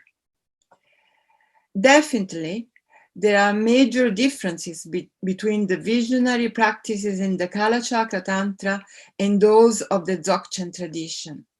Still, the points of contact between the tradition in both their methods and in their lexicon suggest that despite their differences, they must once have been dialogue. In conclusion, what I wanted to point out here is the emergence of a visionary tantric discourse during the last phase of Indian Buddhism, which developed in Tibet from the 11th century, from which stemmed a profoundly interesting esoteric religious literature over the ensuing century. Thank you for your attention. Thank you very much, Giacomella, for giving us a sense of the contemplative and ritual background for this Mahāmudrā tradition. And our final speaker is Tom Tillemans, who is Professor Emeritus at the University of Lausanne. He taught there from 1992 until just a few years ago in the Faculty of Oriental Languages and Civilizations, where he was a professor of Buddhology, and he specializes in Indian and Tibetan Buddhist philosophy and logic and epistemology. So, Tom, take it away. Thanks very much, Jake. I hope my audio is working. I think it is. Yeah. Good. So, I have a kind of vague title, which was Prospects for Buddhist Philosophy of Mind and Mahāmudrā, apropos of Roger Jackson's Mind, Seeing Mind. But what I'm doing, in effect, is looking at a key distinction between Gelugpa and Kajupa Mahāmudrā on it's inspired by a couple of verses that were translated from Panchen Losang Chökyi Gyaltsen's treatise that were translated by Roger Jackson, where the Gelugpa essentially accuses the Kajupa of merely rediscovering the conventional or customary nature of mind. And in other words, that Selshing Rikpa, clear and knowing, is just the customary nature of mind for the Gelugpa, but emptiness is the ultimate nature of mind. So the Kajupa has, in a sense, got things wrong as to which nature belongs to which truth. But I took it from there, and I thought that was part of the story. But then there's also a deeper part of the story, I think, or at least a part of the story that ought to be told, which is that the Kajupa and Gelukpa, I think, have a different conception of for anything to be an ultimate nature of mind, if we leave aside the details. So that's the type of thing that I will be talking about. So let me begin. Roger Jackson has written an excellent, complete treatment of the Tibetan Gelukpa and Kajupa philosophies of mind, as found in their Great Seal, or Mahāmudrā literature. I'm very happy that his work has been published in Wisdom Publications series, Studies in Indian and Tibetan Buddhism, and that it has been awarded the Toshihide Numata Prize. It is a prize amply deserved. Let me take up some themes from Roger Jackson and build upon them in my way. Jackson finishes part 4 of his book with no less than 16 big picture questions, the last of which is, what is mind? I don't think anyone philosophical could dispute the importance of that question in the East or the West. And Mahāmudrā philosophies advocating advocating realization of the ultimate nature of mind as the way to Buddhahood have implications and prospects not just for Buddhist religious ideas on how to achieve liberation, but for big questions in the philosophy of mind in general. I want to look at the prospects and relevance these Mahāmudrā philosophies could have nowadays. So here's how it'll go. I start with an underlying key distinction of the Gelukpa in their approach to all that is said to be ultimate. That Gelukpa distinction results in what I call a level playing field approach to existence, with no ontological gradations of more or less real. It is to be contrasted with what I think is the majority Indo-Tibetan view, namely metaphysical or ontological layers or hierarchies of being and reality. I then shift to a specific philosophical application of the distinction and argue that the issue of layers or no layers should figure in debates with physicalists, be it Charvaka or modern, who hold in one way or another that all that really exists is material, mind being excluded from final ontologies that capture the deepest gradation of the real. Finally, I look at how Buddhist philosophies of mind and Mahāmudrā could work on a level playing field of no ontological gradations. And in a coda, which I won't read here, I sketch out briefly how some contemporary philosophers have promoted something resembling a Buddhist level playing field using deflationism and easy ontology. So here's the key distinction. It's a crucial particularity of the Gelukpa Madhyamaka philosophy underlying their version of Mahāmudrā and repeated in texts like Umagompa Rabsel of Tsongkhapa, that everything from vases to pillars, soup to nuts, mind, clarity, luminosity, gnosis, even ultimate truths like emptiness are not ultimately existent, ultimately established, or really existent or established. These are the terms Dempa Drupa, Dempa Yerpa, and so forth. Instead, they are all supposedly just customarily existent, Tanya du Yerpa, or equivalently, customarily established, Tanya du Drupa. Everything that exists, so the well-known explanations go in Gelukpa textbooks, is only a designated existent, designated in dependence upon other things, tenetapa, upadaya prajñapti, but not a genuinely real and independent entity, identifiable with its basis or separate from or over and above them. Now, there is no reason to think that Kajupa or other Tibetan schools ever took seriously a distinction like that of the Gelukpa Madhyamaka between ultimate truth and ultimate existence. or that they would agree that everything ultimate is actually only customarily existent. Indeed, strong confirmation of the overwhelming rejection of these ideas comes from the Sakyapa writers Sedo Penchen Shakya Chokden. In his History of Madhyamaka, Ume Junsul, he characterizes Tsongkhapa with obvious scorn as just making up a difference between ultimate truth and ultimate establishment, a difference which he says was simply not entertained at all by any other Tibetan school, not even those using bogus textual sources. So here's what he says. Nowhere in any previous textual tradition whatsoever, be it authoritative or not, is there a differentiation such that things established as ultimate truth are not really or truly established. Strong words on the part of Shakya Chokden, tantamount to saying that the distinction is groundless nonsense. So why then did the Gelugpa make this distinction and think it was important? First of all, Umagompa Rabsel argues that it turns on construing ultimate in two different ways. Ultimate truth is a fact established by a specific type of rational thought, rikshe, the understanding that everything is empty of intrinsic or independent reality. And ultimate existent, on the other hand, would be something that was itself intrinsically and independently real. So the former is accepted, in other words, ultimate truth, while the latter is not ultimately existent. The distinction between ultimate truth and ultimate existent and the resultant idea that all is only customarily existent are quite arguably not just scholastic legerdemain in a purely intra-Tibetan debate. This is a philosophically astute reading.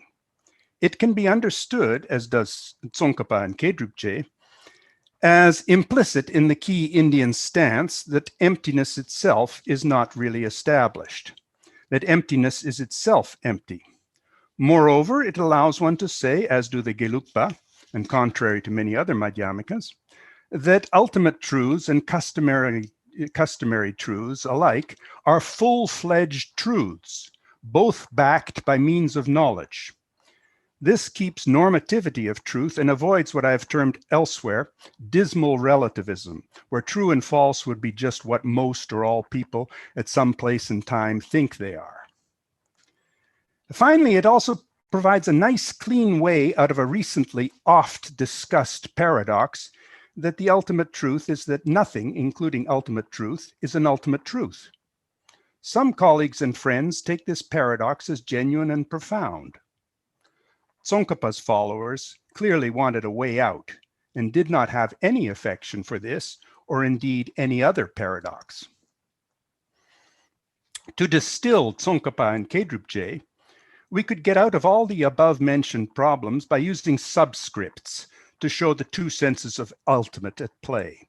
The ultimate sub-1 truth, namely emptiness, is not ultimately sub-2 established. The ultimate sub-1 truth is that there is nothing that is ultimate sub-2.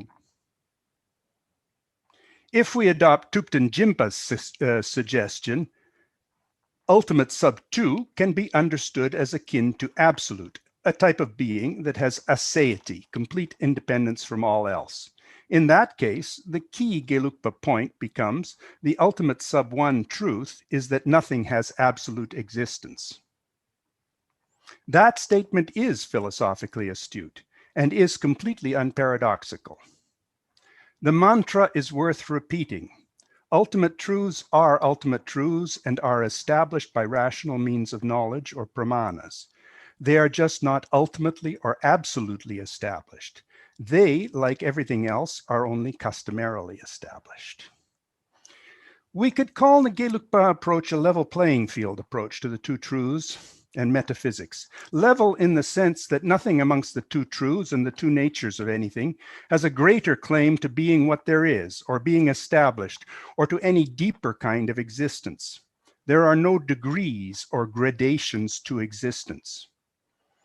And if we agree that the Gelukpa have a level playing field approach, many other Tibetans have a hierarchical or layered approach, where ultimate truth, or indistinguishably what is ultimately existent, are on a different metaphysical layer from what is only customary. The customary has a lesser claim to being truth and reality. So let's look briefly at the other side of the track to get an idea of how widespread and influential metaphysical layering was in Madhyamaka and Mahāmudrā. Let me first cite Roger Jackson.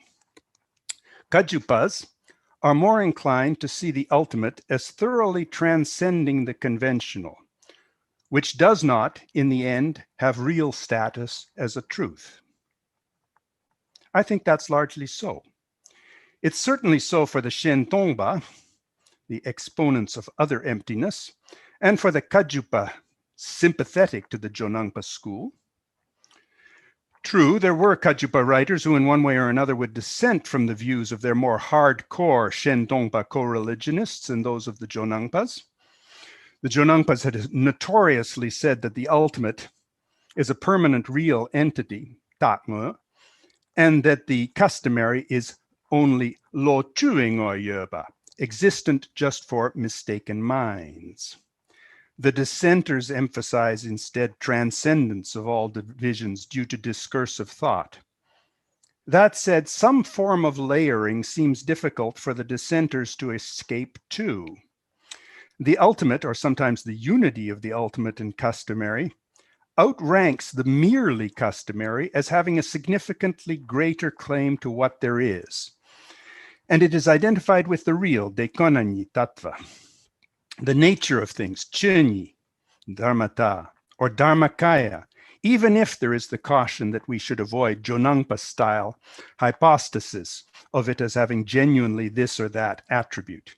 The customary, especially as it is understood in the unenlightened fashion of ordinary people, is said to be a product of delusion. A layered approach is not just a Tibetan interpretation, it is an obvious way to read Buddha nature texts like the Ratnagotra Vibhaga or tantric texts that talk of Prabhasvarata, luminosity. It's also a relatively easy way to read Indian Madhyamaka source texts, such as the 6th century thinker Chandrakirti's treatment of the two realities, or two truths, in Madhyamaka Avatara 6:23, according to which the ultimate truth is the real, tattva, what is understood correctly by superior beings, while the customary is no more than usual common appearances to ordinary people with false understandings. And a metaphysically layered approach is clear in the positions of the Yogacara and Indo-Tibetan Yogacara Madhyamaka synthetic schools, in particular their use of the theory of the three natures, Trisvabhava, where the perfect nature, Parinishpana Svabhava, and often the dependent natures, Paratantra Svabhava, constitute a different ontological nature from the imagined nature, Parikalpita Svabhava, in that the former do exist, while the latter, as their name implies, are simply non-existent imagined fictions. Now let's move to a specific application of the distinction between layered and layered approaches and a level playing field. So a specific application here is I'm going to look at the distinction's relevance to Buddhist debates with physicalists.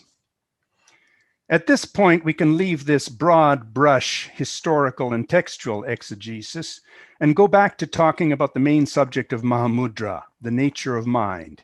And let's go to an important philosophical debate, the Buddhists' confrontation with materialism, or equivalently here, physicalism, a debate which clearly was of interest to Roger Jackson when he asked the $64,000 question, what is mind? And one in which I think the issue of metaphysically level playing fields versus layered conception turn out to be very relevant. A number of years ago, in a piece called Minds, Dharmakirti and Madhyamaka, I argued that Madhyamaka had the makings of a reasonable defense of mind, one less ambitious and more plausible than the usually invoked philosophy of Dharmakirti in Pramanavartika II. I used passages from the 2nd or 3rd century thinker Nagarjuna's Mula Madhyamika Karikas on the indispensability of some of the main features of our customary or transactional truths, Samvritti Satya, Vyavahara Satya. In some, I argued that Madhyamika could say that talk of mental entities, and especially propositional attitudes, such as I think that, I believe that, I hope that, I feel that, etc., could not be eliminated from our concepts and language usage, as they are part of the customary concepts needed to be able to seriously think about and evaluate all other arguments. Extreme physicalism, or elimination of our talk of propositional attitudes, is a type of pragmatic self-contradiction. To use Lynn Rudder Baker's phrase, it would be a cognitive suicide, where one could no longer acknowledge that we think, believe, judge, or argue for anything, including even the positions that in one way or another might be advanced by physicalists to show that somehow, on some deeper scientific analysis, there isn't anything mental distinct from brain processes. At least as far as we can reasonably see, we'll have use for propositional attitudes, as they are necessary conditions for there to be an intellectual life at all worthy of the name. What I want to do now is bolster that same defense of mind by bringing in the contrast between level playing fields and metaphysical layers.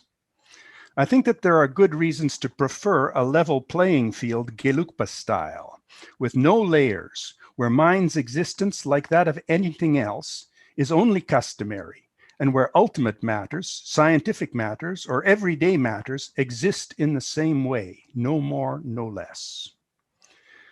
One of the major problems nowadays for thinking Buddhists who hold a layered conception is this. If mind exists as the deepest gradation or ultimate layer, or as the ultimate layer of everything else, as Yogacara idealists and most non-Gelukpa Mahāmudrā Vadins tend to say, then the Buddhist showdown with physicalism will readily turn into a dramatic last-ditch stand. Let's imagine a skeptical neurologist or a specialist in artificial intelligence who, when reading Roger Jackson's book, says that they can't see any point in mind seeing mind, nor can they see why adepts of Mahāmudrā, Dzogchen, Yogacara idealism, and probably several other Buddhist schools should try so terribly hard to realize the ultimate nature of mind, because mind just does not exist at all in the best scientific theory, that is, in the ultimate layer of reality known to science. Philosophies of science are quite often formulated in an ontologically layered fashion, with things like minds, propositional attitudes, tables, chairs, pink ice cubes, people, ethical values, colors, tastes, flows of time, etc., figuring in a shallower, even erroneous layer of folk ontologies, a la Paul Churchland, or in a so-called manifest image of the world, a la Wilfrid Sellers. It is atomic particles, forces, and other subtle material entities that populate the deeper, more real layer of science's ontology, or the scientific image, to use Sellers' terms. These layers, whether in the Sellarsian version or in that of the Churchlands, are usually rivals, with the folk or manifest having an inferior claim to what is, and the scientific a superior claim. Indeed, a stark and extreme example of what it is to believe in scientific layers is found in the astronomer Sir Arthur Eddington's 1928 parable of the two tables. One being the commonplace ordinary object that has extension, is visible to the naked eye, colored, solid, and substantial. The other being the so-called scientific table, which is mostly empty space with a few humanly unperceivable scattered particles whirring at great speed. Eddington then tells us that there's a conflict between the two, and it is to the detriment of the ordinary table. I quote from Sir Arthur Eddington, "I need not tell you that modern physics has by delicate test and remorseless logic assured me that my second scientific table is the only one which is really there." The idea is that the scientific entity is what is the idea is that the scientific entity is what is really there, and the ordinary is deceptively unreal. A formulation eerily close in wording to what so many Buddhists thought about ultimate and customary. Of course, it is true that what a Buddhist metaphysician means by ultimate and really may not exactly be what a scientist would mean, the former being concerned with consistency or withstanding analysis, and the latter with explanatory power and parsimony. Nonetheless, both are promoting a best-founded layer of reality as the only one that can lay claim to full being and truth. The other layer, namely customary existence or ordinary objects, is hardly existent or true, real at all. A serious conflict would then seem to arise between the physicalist and Buddhist philosophies of mind, because physicalists will say that in science's best found layer, its ontology, there are no minds, only matter and material processes. If the science were right in eliminating mind and mental from all that is best found by explanatory criteria, and if it were right in thereby relegating talk of minds to the layer of the merely manifest image, popular folk theories, or unreal ordinary objects, it would be very difficult for the Buddhist Mahāmudrā adept or Yogacara idealist to say that nonetheless mind remains ultimately and really existent, because it exists in some other best-founded way. The Buddhist would in effect have to choose between two opposing versions of what is ultimate. So someone who bases his Buddhist metaphysics or philosophy of religion on there being a nature of mind that is ultimately established or ultimately existent may well find themselves in a thoroughly adversarial position, forced into a last-ditch stand defending Mahāmudra's idea of ultimate mind, Dzogchen's gnosis, Dharmakirtian mind-body idealism or dualism, or Yogacara idealism from mistaken attacks of science, which, at least in the physicalist version, accords no place for any of them. Now, there are various strategies, Mysterianism a la Colin McGinn, reforms of scientific epistemology a la contemplative science and others, to, in a sense, save the day. I'm not going to go into them, nor am I going to go into a blow-by-blow look at that. Basically, I'm more interested in avoiding last-ditch stances by trying to look at an interesting alternative that somehow undercuts a common and problematic premise. So it's worth our while to look at something easier and different, taking the lead from the Geluk level playing field of existence. And in a word, let's drop the sticking point, metaphysical layers or gradations of being and reality, whether in philosophy of science or Buddhist philosophies of mind and Mahāmudrā. Once we do that, the door starts to open to everything, including mind, having the same ontological footing. Call it customary existence, as does Tsongkhapa, or existence understood in a philosophically unsubstantive, ordinary manner, as promoted by some modern writers of what I think is a comparable persuasion. What then for Buddhist philosophies of mind and Mahāmudrā? Recall that my argument in Mind, Dharmakirti, and Madhyamika was that concepts of mind and the mental need to be conserved on pain of a type of self-contradiction or gross intellectual impoverishment. I'm now suggesting that the level playing field of Gelukpa Madhyamika significantly helps the Buddhist advance that type of argument against physicalism. If both the commonplace and the scientific entities have as much claim to customary existence and no rivalry, we may well be able to argue in the same way for the existence of minds, beliefs, as well as the relevant physical matter. The trick is to find a way, with some help from current work on deflationism, so that everything, including the commonplace and scientific, can be accounted for as equally existent without rivalry and existing in the same univocal sense of exists. That I give in the technical coda. what I want to, I'll just sort of put the argument in a more succinct form here. So for our purposes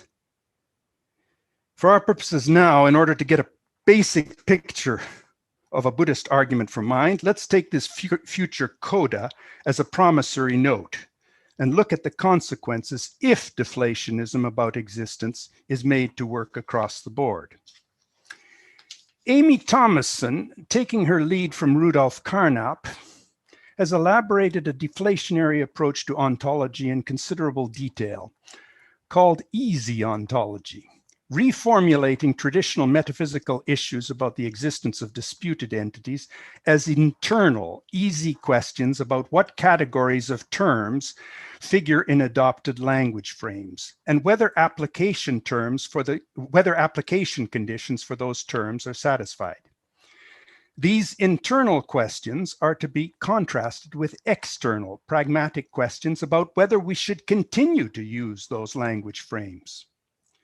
Let's reformulate then the question of mind's existence as an easy internal question as to whether our customary linguistic usage involves mental categories, mentalistic language, talk of propositional attitudes, and so on. The answer is obvious. It clearly does. Moreover, if we can uncontroversially grant that the customary application conditions for mental terms such as believe, think, feel, etc., are indeed often satisfied. Now, physicalists won't take this lying down. They will then shift to the external issue as to whether we should go on talking in this mentalistic way. But the answer to that is that we should, because the alternative would be so impoverished. A disarming, easy Buddhist argument for mind then would go like this. If we continue to use mental language, and we should, because intellectual life without it is hopelessly limited, and if the application conditions for the terms believe, think, feel, etc. are satisfied, whatever they may be, then one would actually need no further reasons to infer mind's existence. We end up with a simple, philosophically unsubstantive realism about mind, just as we would do about many other traditional issues of ontology. I close with a potential objection, one that will arise when one reads Roger Jackson's book on Mahāmudrā, or when one reads Buddhist practitioners' own accounts of their meditative attainment and realizations of the nature of mind. How could a Gelukpa, following Tsongkhapa, Tenzin Losang Chökyi Gyaltsen and others, do justice to the undoubted seriousness and depth of Mahāmudrā, Dzogchen, or Tantric descriptions of the nature of mind, if all is only banal, customary existence? I would reply that a proponent of the level playing field, perhaps surprisingly enough, will not have to abandon much of what adepts call primordial awareness, gnosis, and such. Advocating for level playing fields does not come down to saying that all is only superficial and banal. Nothing in such an account of existence would rule out that some of the customary existence about which Buddhists speak are profound, mysterious, and objects of life-transforming understandings.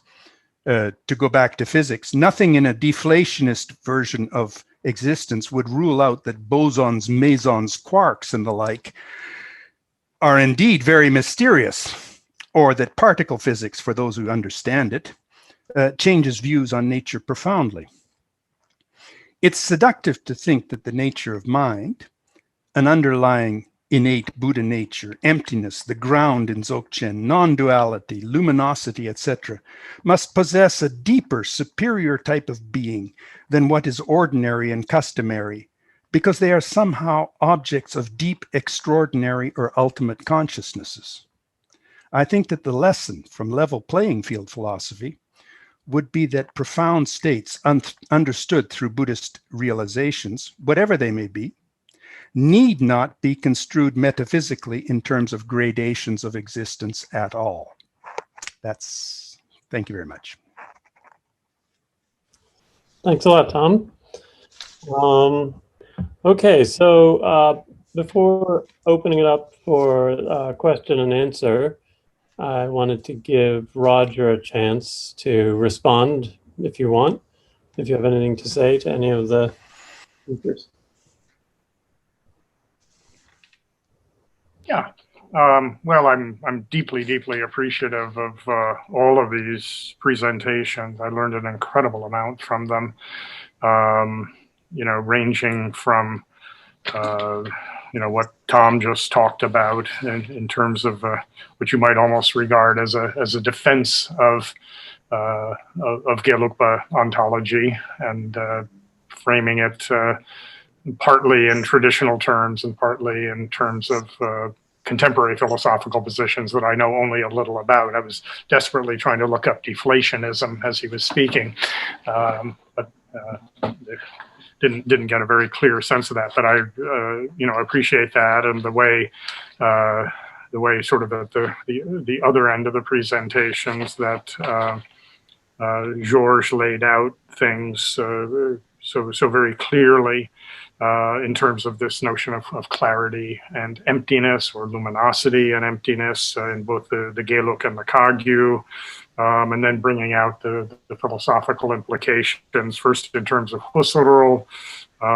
as seeming to you know, perhaps mimic something that we see going on in the Geluk, and then introducing the critique of Husserl by Michel Henry, again somebody whose work I'm not familiar with, but you know, a terrifically interesting paper as well. And then you know, Giacomella and David both focusing in a little more specifically within two quite distinct points in the Tibetan tradition, namely the Giacomella's case, this fascinating imagery of light and luminosity with its perhaps overtones of something like Neoplatonism, and then these very interesting possible connections between the Kala Chakra tradition and what you see in Numa, and David's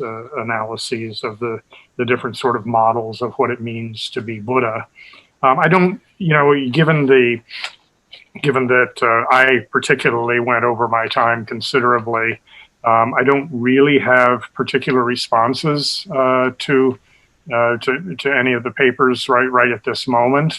There were things that I noted down, and, you know, perhaps questions I might ask, but I really think that in the interests of everybody getting a little break and coming back and having some more general discussion, perhaps some of my points or points from the audience or points from one of the panelists to each other could be brought up at that time.